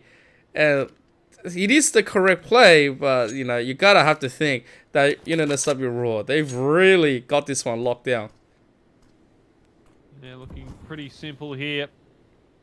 for Roar, you would imagine. Still 4v4 situation, AK in hand of Johnny K, so definitely a chance there towards the stairs, and Verb manages to pick up Rage. He's also spotted the bomb. Real opportunities. Oh, well, Mal gets Nora as Mal going to save. Start to try and push him through mid. Johnny trying to get away, but he's not going to have that opportunity. Will go down and Roar. 5 rounds on the trot, and a 5-round lead after this was 9 apiece, and 8-7 the way of Deakin at the half. They do have their buyback in though, and Orp now onto Dirty. He's been doing some very nice stuff with that. Needs to something here in this round. His team desperately needs a moment just to get themselves back into this, make them start to believe that they can still this 2-0 back. But push over towards ramp, starting in again. It's just really early aggression, trying to catch Roar off, but it hasn't really worked so far in these last few rounds. The utility comes in, the Molotov. Malkin already on 22 HP, and now they're just sort of stuck here. Minute 22, and already used him in as well. Oh, I'm liking this. Right now, Raw is starting to say we want to go to game 3. And we are going to be the first one to push you all the way into defeat here. And Deakin Daddies, although they are on a full buy, the 8OP on 30, the utilities have already run it on 2 members. The rest has to start competing. This has to be the one for 8. They haven't really cleared out any members of Raw, and they know there's info, but hang on a second, they are going to re-rotate here. This could be the play, and for Vin, having the early prep, he's going to drop a nice little nade for the opposing Deakin. And there is 2 on the investment. And mid has someone checking in. And that's a lot of noise for Forvin. Oh my god! Holding the angle on the sandbags. They weren't ready for that. Dirty does manage to shut him down. Still a chance for Deakin to jump on this side. They need the pick so they can't find him. Where's her? Immediately on there. And Dirty, he can't do anything. Raw 15-9. 6 map points to take us to Dust 2. This should just be the one. This is the 3 maps that we were hoping for tonight. There's 6 rounds on the side of Raw that they have up against Deakin, and they are looking to close up this map, especially like that. Dirty goes down instantly. Haven't really done anything at all. Yeah, Bird's been pretty quiet on this map, but I mean, he's doing that. I don't think he's too fast. There's 4 gets another one to Nora, and now, oh, Deakin immediately on the back foot here. 3v5. Just the 2 smokes, a flash, and a nade left utility-wise, and they've managed to get a bit out of Raw, but now the push towards this B site begins. There's actually no one on here at the moment, so they might have a chance to get a bomb plant down if they get going here. They are going to be alerted if they start throwing the smokes and utility in. But yeah, no one on this B side here for Raw, so a chance here for Deakin to maybe get a bomb plant. Mal though, he's way back. Hasn't spotted anything yet, but he's going to see the smoke coming in. He's going to be like, oh, hang on, boys. Something's going down on towards this B side. He gets flashed as well. I did not even realize he was hiding so well before was actually on the time. But Johnny doesn't care about anything. He gets picked up 2. 2v2 situation. The Orban very stops the bomb plant, Malkin. Oh, that is absolutely disastrous there for Deakin. That bomb had gone down. It really helped Johnny out, but now he's going to worry about 2 angles. He doesn't know where Ver is exactly. He's up on the side. Ver takes him down, and Raw cruise through here on Vertigo on their CT side. They dropped just one round. 16-9, 22 kills for 4, 20 for Mal, 18 for Ver. It was pretty basically everyone just sort of did their job. On the side of Raw, meanwhile, Noah had 21 for the side of Deakin as their top scorer. But yes, we've gone through 2 maps. We are yet to have a winner yet. Well, map number 3, Amp. We did say it was most likely going to happen. Yep, definitely, because, you know, Vertigo is UNSW Roar's pick. This is the map that they're probably most comfortable with. I've seen them play a lot of maps, and when it comes to Vertigo, I have not yet seen anyone to really take it away from them. It's the same when they face Monash, where Vertigo needs to be completely banned. It's just like when you face Deakin Daddies, you instantly ban out that nuke, and you refuse to give them that home ground advantage, where they've already worked out all the strats, all the rush points against it, where they have the correct timing down. It was a much weaker sided Deakin Daddies when they switch into T-play, and this is something that we haven't seen historically from this season. So Deakin Daddies probably needs to go back and double think about how they're going to be playing in the future or into the next season when it comes to Vertigo, or probably pretty much just like banning it straight out against a team that's so well practiced in University of UNSW Roar. And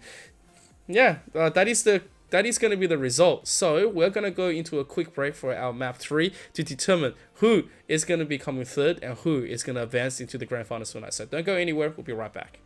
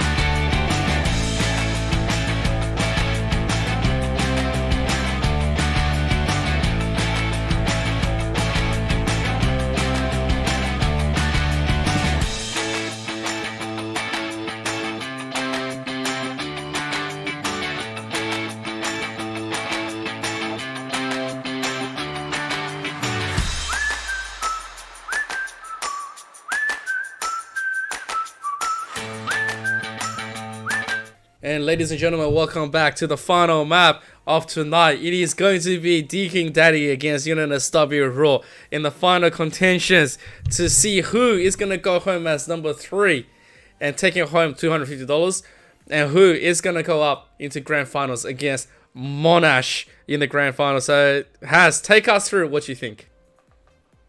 Yeah, no, this is looking on shaping up to be a fantastic final map here. Dust 3 or Dust 2. Could be a Dust 3 in the works, you never know. It's sort of not really either team's real map pick. It's, of course, the one left over. So it does mean that you would feel that both teams are going to be pretty even coming into this one. Of course, we've already had Deakin Daddies pulling off their 16-12 win over on their map pick of Mirage, and then just recently was a 9-16 victory to Raw on Vertigo. So Vertigo was a pretty, I mean, it was just what Raw needed to do. They did it well, and they really dominated the CT half, kind of like Deakin did on Mirage. So they would be feeling pretty good coming into this one. They've got the momentum, and now, well, the opportunity to try and win this one out. And we're actually going to have a knife round as well, I believe, which we always do love to see. We might be able to commentate a bit of that as both teams, well, this is very important because it means you can pick who is actually going to be starting on the CT or T side, or whichever side they might like, as both teams get ready to meet each other in mid. And looks like it's going to be the push forward there. The CT is rolling up for Raw. Who gets the first knife? Who's going to be one there towards McKay? Is going to be forward picking up one. Noor and Johnny K and Malkin all getting a pick there. Mal there to trade back with Johnny K and Malkin. Get the trades. 45 damage on 45 health left on the 3 Deakin players. And they will take out the knife round and get the opportunity to pick where they want to start on Dust 2, which is going to be very pivotal as we get ready and they decide on the CT side. So here we go. Ladies and gentlemen, the final map of the lower bracket grand finals. We are almost ready to get this one underway. Both teams just waiting to ready up. Of course, the winner going on to face Monash next week in the grand finals. The loser will take home a nice $250, but I think you'd want to win this one because there's a bit more money in second and first place, and also if you get first place, you win and you get bragging rights. So that's exactly what you're after. Yeah, and they do walk home with $2,000 as well. I mean, I'm pretty sure not a lot of us actually spoke about this, but throughout the season, first prize is $2,000, second prize $625, and third $250. And this is going to be something that both teams wanted. A decent amount of money that they can muck around with, and the opening is gonna come through from Raw, and Melcher's gonna grab too early, taps headshots. That is huge for the beginning of this duel. Yeah, huge. Oh my god! Daddy with 2 of his own, and Raw, well, they can do absolutely nothing. Quest left in a 1v5, and yep, just like that, Deakin get us underway to start this final map, and not a bad hold to start off things. Yeah, not at all. Constantine Alexa also sent 30 stars. Thank you so much. Getting a little bit of support on the Facebook audience. So far, Deakin with a really nice round. All 5 members surviving. There's going to be a scout on Verdun City. Meanwhile, the rest of Deakin Daddies, they are going to have that early aggression. They have so much potential in order to win this. Whoa, Melcher gets punished instantly. Yeah, and the push up now towards short. Dirty, though.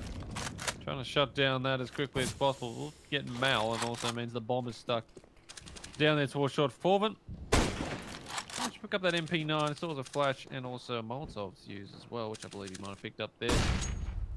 Off the dead Malkin as Verb.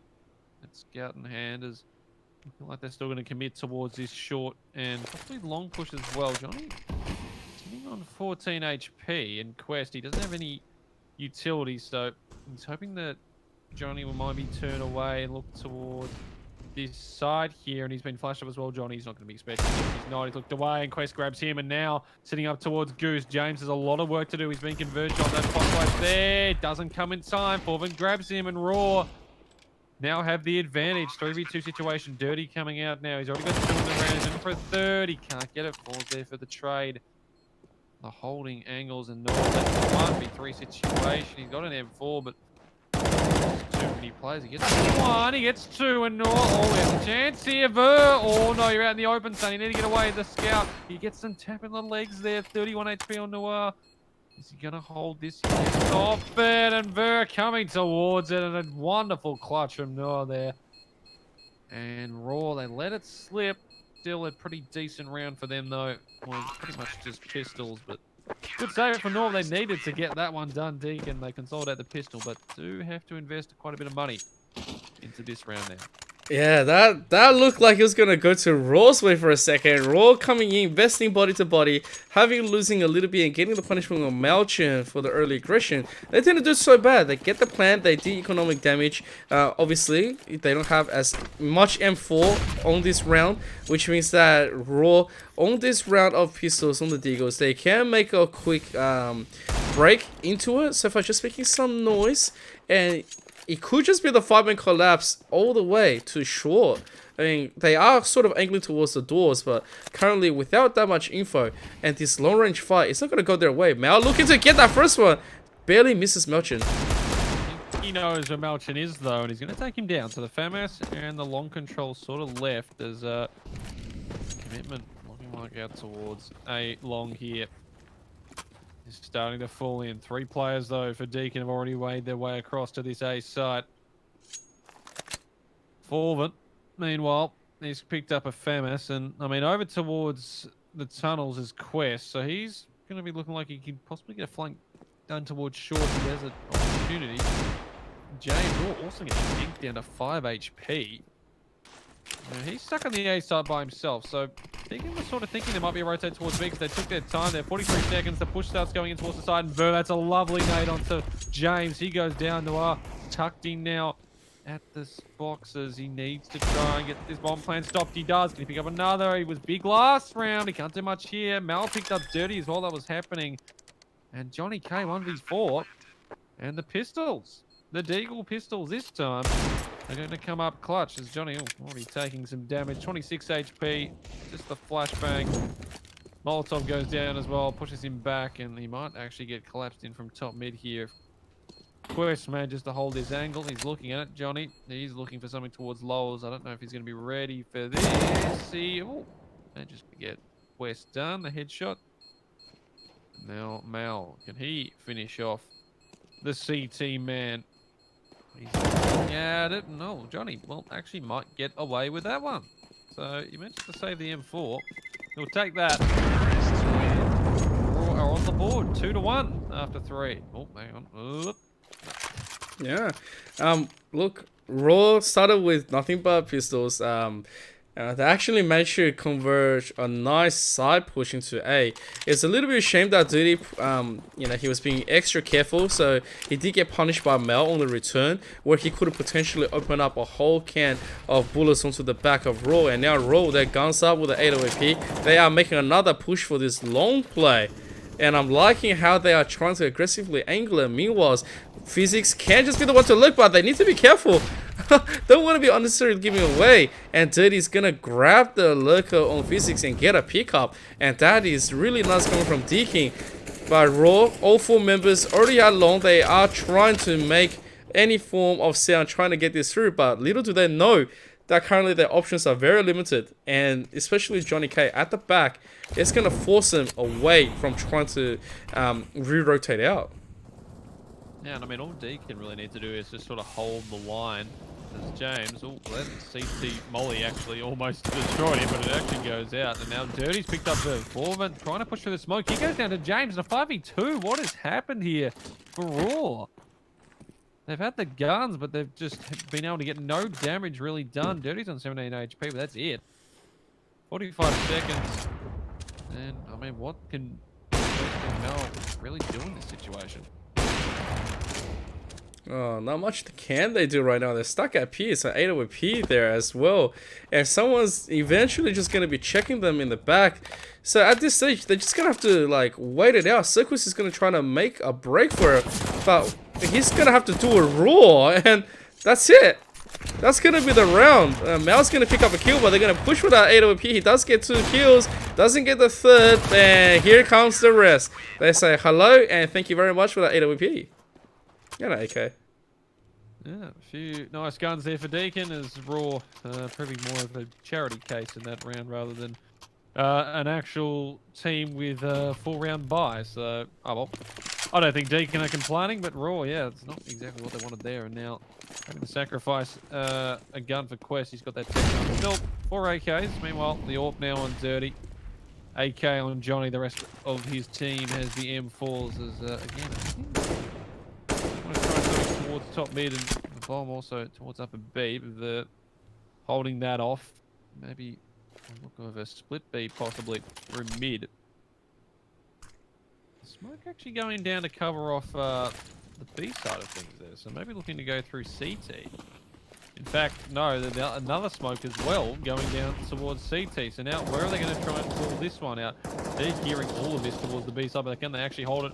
Well, Noir, he heard all of that. Couldn't get much done though. Dirty as well. He's got that. Oh, he manages to get 2 picks before going down. So he'll take that, but the side is lost and the bomb could be going down this B side. A 3v3 retake here for Deakin. I mean, they do have 3 flashes. I mean, that's something they were looking a little bit more bigger, where Raw doesn't have any more utilities. They do have the site. It just depends on how this flash is going to be utilized. They're going to chuck the molly, and that is a nice play, but they are going to drop that first one. Merchant tracer back with a nice barbecue from below. And they are going to lose Johnny K as well. So Merchant has to come back and go in for a 1v2 for Vin, trying to be really annoying, trying to distract. And 4Vin's going to pick up the kill. That's a 4K for 4Vin. And so they are going to grab that round back.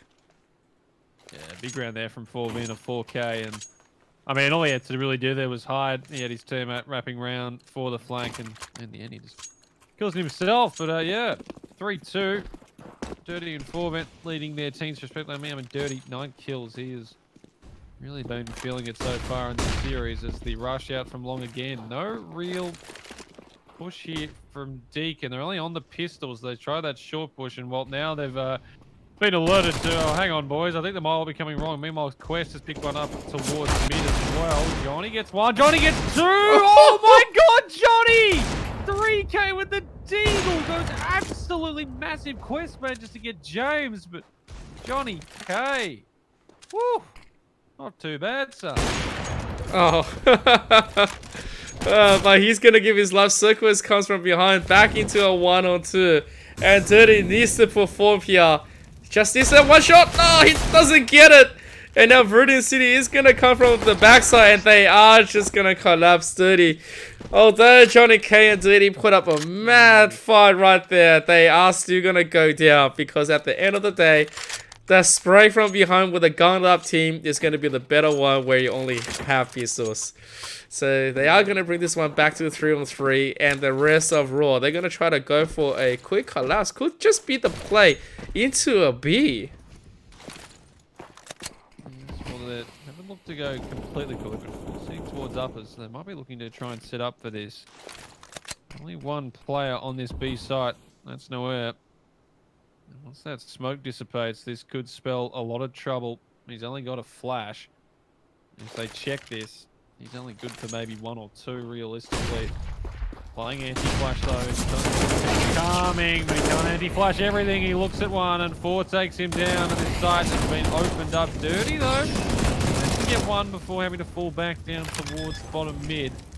And well, I mean, Deakin, yeah, they're saving. So they've already caught it. They're not going to contest the rest of this round. I mean, they don't have much money as is, so it's probably not a bad idea. They're going to be pretty low for next round as well. I mean, they'll have the opportunity to buy utility. Someone might be able to drop Noah, who he might be able to buy himself. But yeah, I mean, just solid from Raw. They get that pick. They just crash on towards the B side. And that does what happens if you only got the 1 person on there, and there's a rush that comes in if they can't hold it. That's the damage that can happen as Deakin having to run away. And Raw 4-3 after 7 now. They are going to give 1 away to Johnny K.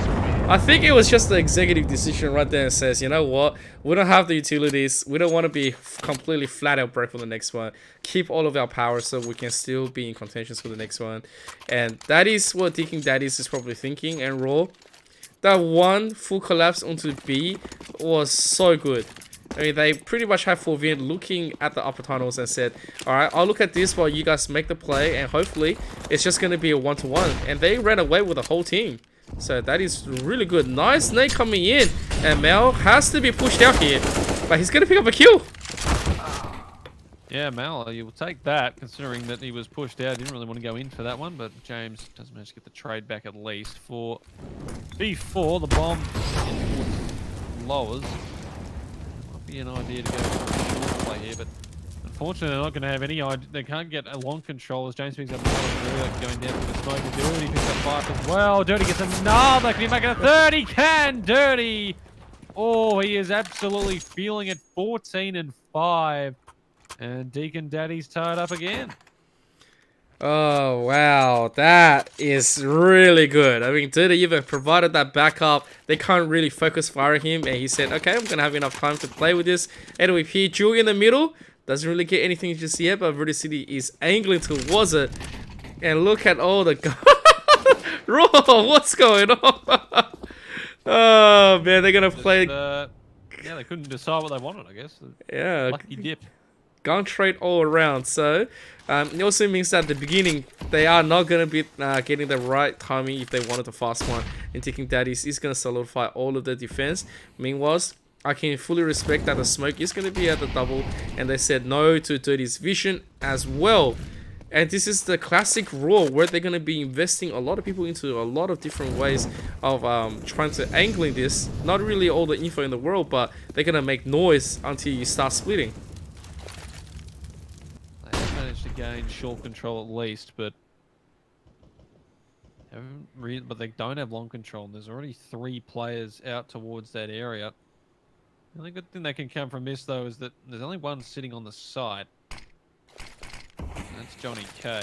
So chance here for Roar. They're looking like they're grouping up for what's going to be a push in through short A. The smoke's down though, so they're gonna.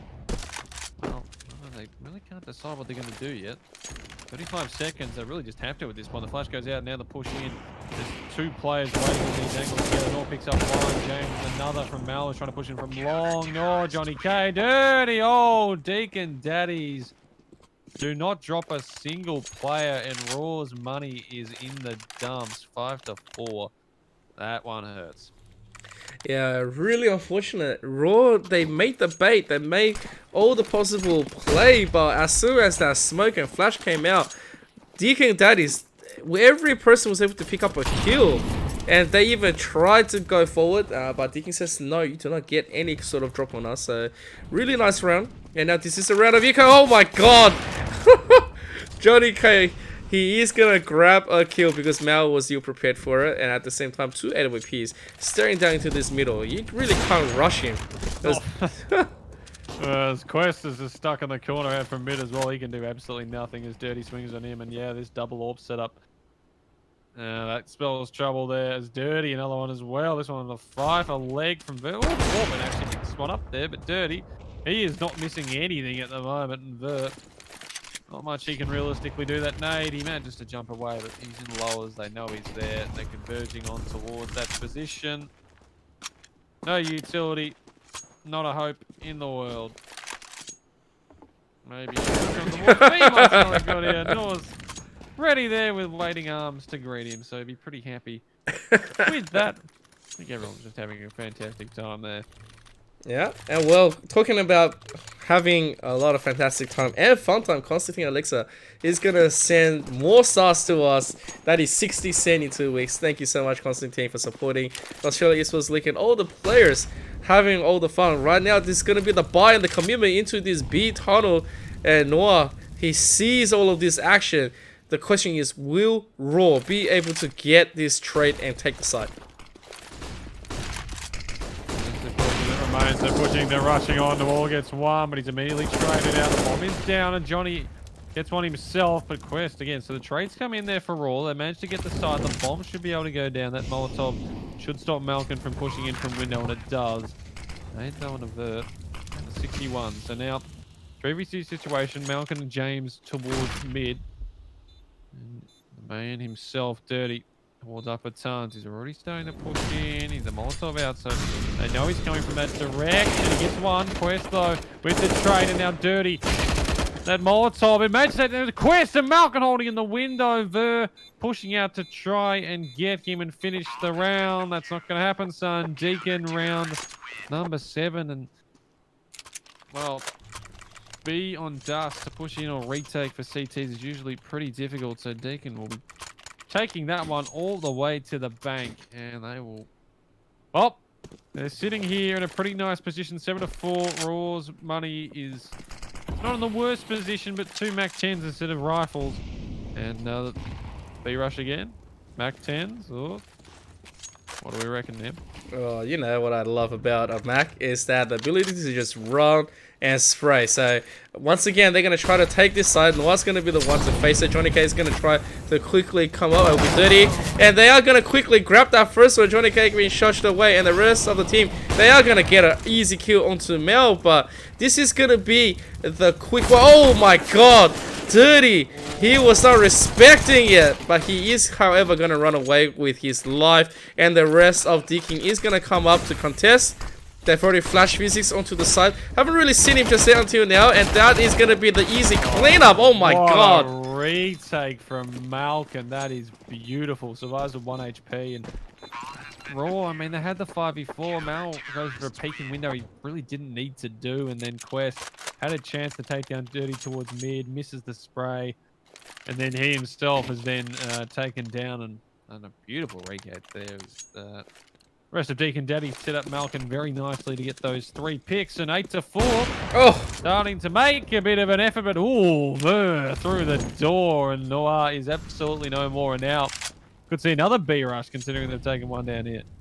yeah, and Noah is usually the one to be defending B, so they have to invest Johnny K to here. So really City, oh, another nice shot onto Melcher. He is very, very soft right now. He's hurt, and now UNSW Roar. This could just be the round that they are needing to swing it back, but not like that. You want Johnny K does take that first one. They are very low, both of them, Melcher and Johnny. They both do survive, but Roar has been successfully thwarted, and Dirty walks down here, and Circus is also going to be taken out here, and Raw, the pressure is piling on. They don't have any more nades, and this is kind of tough. It's tough, right? And again, they're just not ready for Dirty's aggression on that AWP, because it is just... I mean, because usually when you're an AWPer, you're sitting in a position holding an angle, but Dirty is just being so aggressive with it. And oh, if they'd gone towards B, it actually probably would have been a better idea. And now it's been spotted out Dirty with that AWP as well. He can just play basically shooting things in a barrel. I've completely forgot monkeys in a barrel. Completely forgot the phrase there. It's alright. It's all good. We know what you mean, Haz. And right now, this is going to be the plan coming in from Raw. They should be happy about that one, but they do need to be careful. You can't be peeking like that. So Verdant City is going to be taken down, but you know what? Raw, they started off... ridiculous. Also, it's fish in a barrel. Yeah. Come back into the brain. The old brain started, the gears are turning. Hey, you're going to be studying a new game right here. It's a new variation. We're going to be shooting monkey in a barrel. But yeah, Raw has had a really good one. Yeah, they had a really good beginning. They took down Noir really quickly, and they shot Melchin down really quickly. Johnny K got reduced to 15, but then the B had to be given up, and the rest of Deakin just fell in line to Raw. So, unfortunate side. Well, that long push, no, that is not going to happen there. That is slightly unfortunate for the Raw boys. They try that one, nothing doing, but now they've just rotated right to short. The problem is there's 3 Deakin players waiting here. Forward though, gets that opening pick. That Molotov is burning them all alive. Forward 29, 19. Johnny K picks up 5 before he can get away. Oh dear. 3v4. Still have a chance in this, but Dirty just pushing into lowers. Oh, he's destroying them at the moment. Ver picks up 1. Noir with the trade there onto Sir Quest, and he's expecting Malcolm possibly towards top mid, but there's not much he can do. And Deakin Daddies round number 10. They're looking for an 11-4 half, and it is very, very possible considering Raw's, well, money problems at the moment going into this last round of the half. Yeah, I'm not liking the chances, but you know, never say never. They're still able to get a quasi, and it's 10-4, 2 AWPs that they must disable. The utilities is not going to look towards their side, and this is very split coming from Raw. So on the last round, they said, you know what, we're going to give up on the possible aggression. Oh, Johnny K barely missing that shot though. Probably not happy about that last one. Giving a little bit more leash onto the side of Roar. And Roar could just be the one to maybe squeeze out one more to make this into a 10-5. Opportunities here. I mean, ever since these double AWPs have come out, there's been nothing Roar could do. I mean, Dirty's been crazy with it, but also Johnny has been doing his work as well with that secondary AWP. And falling on towards short, so they're looking like they want to try and get towards that short position again, or maybe look towards a CT push. Malkin's up close here. Light goes out the peak. They want to try and see if they can get rid of one of these AWPs. Johnny K taking a bit of damage, but starting to fall back. And I mean, they've still got the two towards upper B as well, but pushing close. This is going to be interesting. Malkin probably hearing that they've jumped down towards lowers, so he might be relaying that to the rest of his team. Meanwhile, Forvent's sitting towards short, but it looks like they're gathering up for a B push here. Oh. And Quest is going to start off on Johnny K, but they're ready for Nor in the corner. He can only get one, though. And now the site is Roar's. 4v3. They don't have any doors. They can't block off doors. The Molotov will go down at least, but doesn't really get away the cover. And Mel is just ducking behind that car. James, though, going down to Foreman, who was holding. He does that well. Malcolm goes down. And Dirty, well, he pulled off something miraculous in the last half of Vertigo, so it's entirely possible that he could do it here. He's aware there might be one towards top. Oh, he gets his head deleted. Ver is having absolutely none of that. And Raw, so they pick up one there, 10-5. They have an opportunity. Yeah, indeed. They have a little bit of a opportunity. Raw's going to quickly call a timeout. Probably thinking what is the best counter strategy in order not to give any form of time for Deakin Daddies to just completely one-sided trample the quick pistol round. Deakin Daddy, very aggressive when they come and want to take a side. Whether that's going to be on short or that's going to be on long into this A. I've seen Deakin Daddies do a lot of wonderful work. They do have 3 flashes, a decoy. They do have enough to keep on rolling with this. So we will see. If Raw picks up this first round, I mean, they're going to be in a much better position to contest into a 10-6, into a 10-7 possibly. But if they lose this first one, it's going to quickly dissolve into 12-5. Well, this is all to play for. The winner is going through to the grand finals. The loser is saying goodbye to the first semester of CSGO, and Ver, he does not want to let this one go. He takes down James towards top mid there, so the fight there goes the way of Raw to start with. And now the jump down on towards this B side, though, and Foreman holding towards Car there. He gets the first one, he gets a second, can he get a third? He might be able to here, he does. Bring the ace, well, he can't get the ace, he's only on 3, he will go down to Dirty. Ver picks up Dirty, they finish it off, and Raw, that is what they want there. They hold the pistol very nicely. And 10-6, they get what they needed. And now the ball is in Deakin Daddy's court. They want a full buy into this. It doesn't look like it, just pistols. So they want that full buy in that second round. Be careful here, Raw. They don't want to throw this away. That Molly though. That Molly, which stopped their own team, burnt Mal a little bit. Probably not going to be happy that Molly was completely wasted. But it's okay.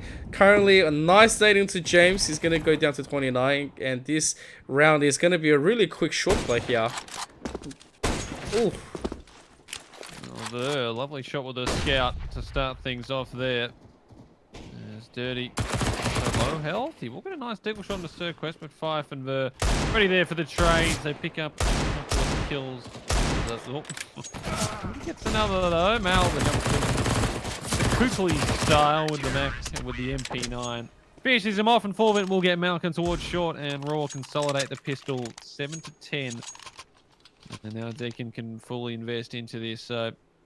Raw, now they've got their secondary sort of. Well, I mean, it's sort of the bonus round here for a few of the players, but I mean, Quest is on 0, and a few of their boys don't exactly have huge amounts of money, so this is still a very important round. They wouldn't want to lose it.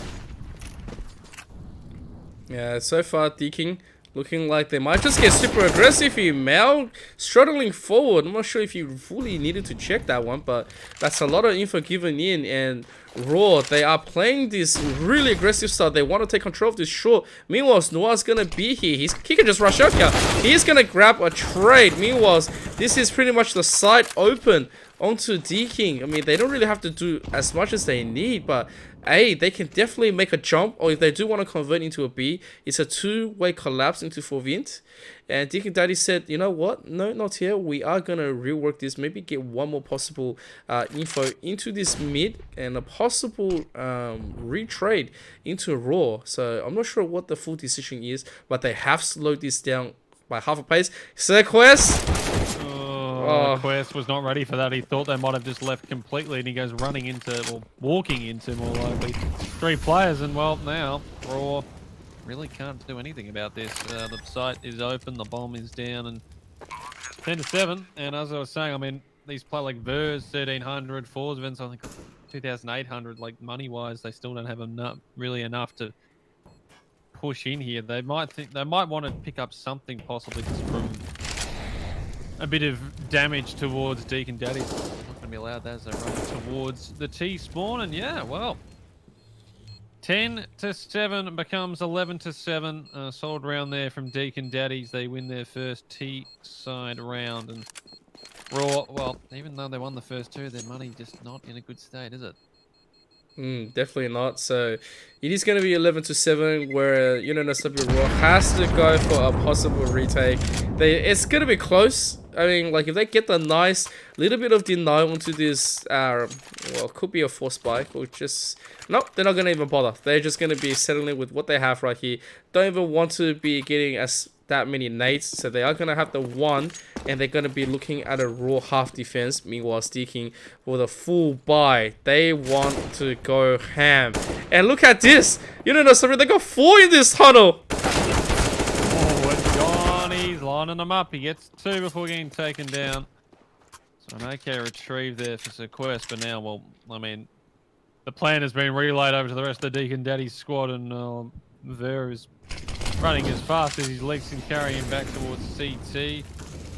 Fires a couple of scout shots, but can't find anything. The bomb going down. Deakin should have round number 12 here, and probably another save here for Roar as well, if they can get away.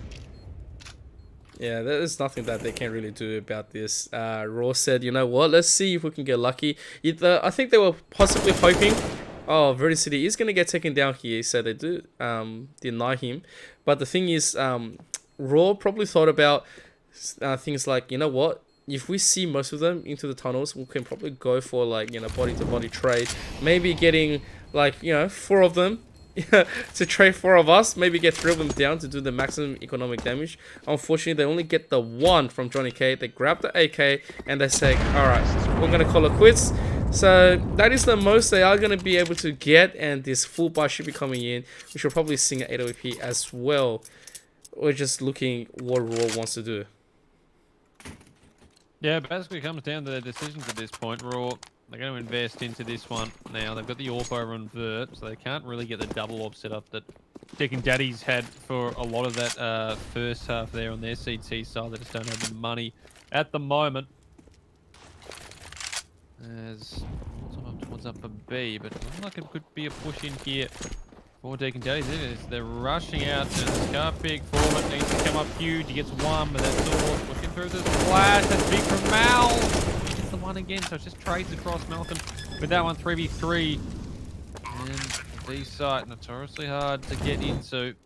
A couple of times Deakin can do it, but Raw, they don't want to be down 6 rounds, so they really need to find themselves into this one. Yeah, they are trying to force Melchin out here, but Melchin into that smoke, lots of damage onto him. But finally, they are gonna throw into the smoke. Meanwhile, Physics also going super low. Cirquest gets a nice shot. Noah traces him back. Noah gets a second, but Verdi City with that 8 OP is gonna grab it. He does have a kit, which is great. So he is gonna be able to defuse. So Raw, they do pick one back up. Thank God, because they make this. 20 HP. Yeah. That was very, very tight there for Raw and Deakin. They had the chance, couldn't quite convert on it, but still, they've got good cash in their bank. Full rebuy back into it, and again, it's just, Raw, they're winning the rounds, but their cash just really isn't there for a lot of their players. MP9, and they have to give up utility so that most of their players can have those better rifles. As there's a push out towards A long to start this round. Flash didn't quite work there. Towards the A side, but there's 3 towards A here, although they're towards the CT. And if Deakin start really going on this, they might be able to get them caught off, but looks like they're just going to be falling back a bit and possibly looking to group up. One up short. I mean, up short already is Malcolm, so he could still be a pivotal part in this round, especially Virgo's pushing in. Well, he's not going to be a pivotal part anymore, but now this long push is going, and there's no one actually on the site, except, well, I should say, at least on it in a physical sense. Rice and Nor, well, they're getting the picks, though. The bomb actually got stopped there. It was a really good shot. And the booster! That is pristine from Roar. You love to see that. Completely caught off guard there with the Deakin Daddies. Don't even get the bomb plan in the end. 12-9. Yeah, Raw now they can push the economic damage. They have picked up an 8 OP. Dirty not really able to flex up as well. I think they just got stuck into that pier where most of the members tried to straddle forward, not really having the result. Meanwhile, Raw, they just said, okay, if you want to come in, we're just happy to let you take this A side. It's much more easier and open for us to retake. Meanwhile, it's not a B, and Deakin Daddies won a round of eco. 2 flashes. That's the most they can do. They have to make a quick play into the play if they want to take this B. But it doesn't look like they want to go for it. Dirty has been taken a little bit. And the rest of Deakin Daddies, they are just trying to wait around, trying to buy some time, trying to maybe go for like a single tap to the head. Not really going to give it to them. And, oh, okay, they are going to come out from the double doors here. This is very interesting. So they want to do it. That smoke, though, actually smokes themselves off. I'm not sure if they wanted to do that, but maybe that's just... Well, actually, that might be the fake play to see if they can get anyone to go back towards A, but it does force one out towards car still. And, oh, Mal, he's leaving through window. He's got to be careful here. He's been caught off guard. He's already at 50 HP. But in the Corbin and Mal with the collateral. Oh, well, worried there for a second, but, well, when you do that, you don't have much to worry about. Raw have brought this one back to a 2-round deficit, 12-10. Deakin will be able to full buy into this one, but now it's the double up set up on Raw, and this is what Deakin were destroying them with in the first half. So now the shoe is in the other ring, and here we go. Oh, gotta be careful. That shot, that was dangerous. Mel almost losing his life in that 8 OP. There's gonna be the douse, and short is already here. Sequence gets taken down, and this is gonna be the re-rotate. Dirty right in front. Oh, he gets massive drops. Massive. Huge from Dirty. 2K towards long, and that just shuts out Raw from this round. Mal and Foreman, I mean, there's nothing they can realistically do again, and it's so frustrating when you're on that B side, Johnny. Ooh. Can't quite see Mal poking out there, so Mal will live, find another day at least. Oh, no. There has been spotted. So now the convergence might start on towards B. Is it worth risking these guns? I think Deakin definitely think it is, and Mal, he can't quite find his shots. Nor, and also Malcolm. They have a bit of utility here on the flash, so if they want to use that, maybe they just walk in without any at all. Mal, though, with the no-scope up close. Johnny K, though, going from tunnels, and Malcolm will finish off the other.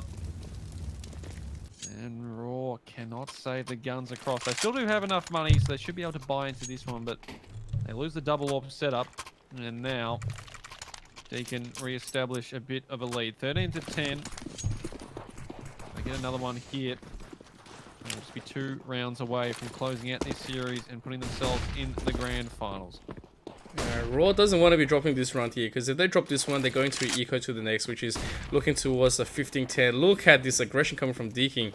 Already here long. They just have to smoke right at the entrance here and jump forward. Look at how easy they make it look. Towards the side, trying to get towards cubby area. He can't get anything done. Dirty picks up Cirquest, and 5v3 Mal just managed to get a trade back to Dirty. He tries getting a bit too aggressive there, and that's an AWP drop. They won't really realistically be able to grab that. Might be thinking about it. And all now from behind, Johnny K rotating through the double doors in mid. He's picked up one. Corvette might be second. Manages to hold that one off. 3v2. Running out of time if they want to try and retake this one. They've already got Nord in circle towards Pit as well. There's Crossfire I mean, Foreman, what can he realistically do? He gets taken down. Now it's just he's got an orb. That is not going to be helping him, though. Malkin takes him down. 14-10. Deakin, they break Roar's economy. So Roar, if they want to, they can force into this round. But I think they're just going to have to give up the match points here because there's no way they want to be having no money facing the match points at least. Yeah, definitely. You're right about that, Haz. And this is just the save. This is something that they're going to have to live with. And Sequest probably gets lucky if he gets a drop on Johnny. Nice damage. He does get one, but instantly traded back. Doesn't get anything done right here for Vint. Oh, lines up a nice headshot. Gets the boost. Ooh, could be a nice collapse back, though. Orban, he's got an AK. This could be interesting. Well, I think you can hear most of what's going on. The problem is that Vert also, well, I was going to say, Vert didn't have a gun, but he does. So there's two AKs towards short.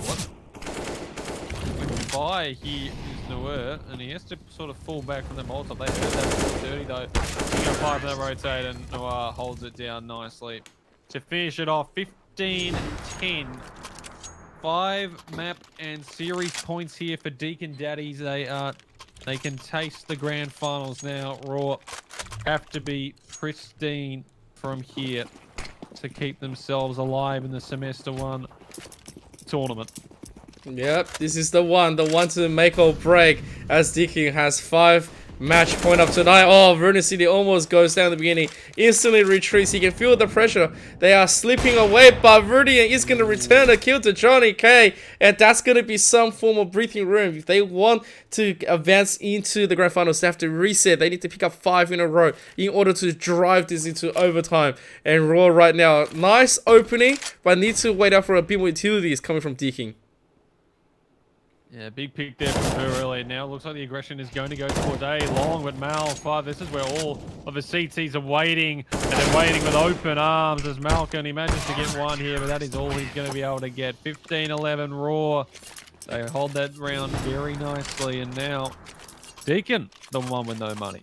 As well, Dirty's still going to be able to invest at least. He did have a bit of cash on him, so the AWP could still prove to be something, but Roar should have control over this round. And at a timeout looking like it's being called as well for one of the teams for the next one. I don't think they timed it in time, so this is just going to be the play.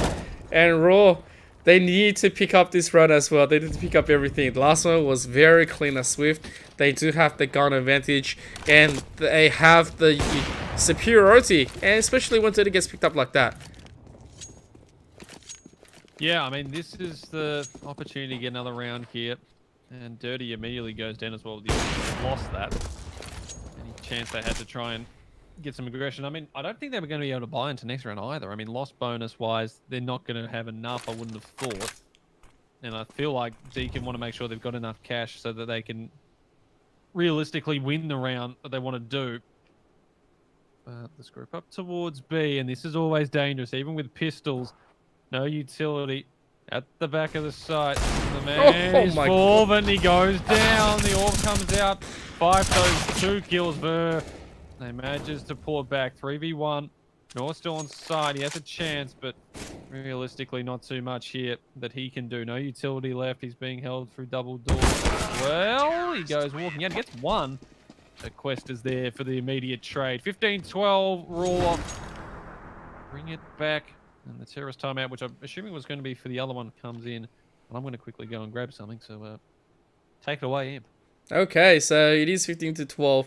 Right now, the side of Deakin Daddies, money-wise, they can invest, but it's not going to be the full purchase.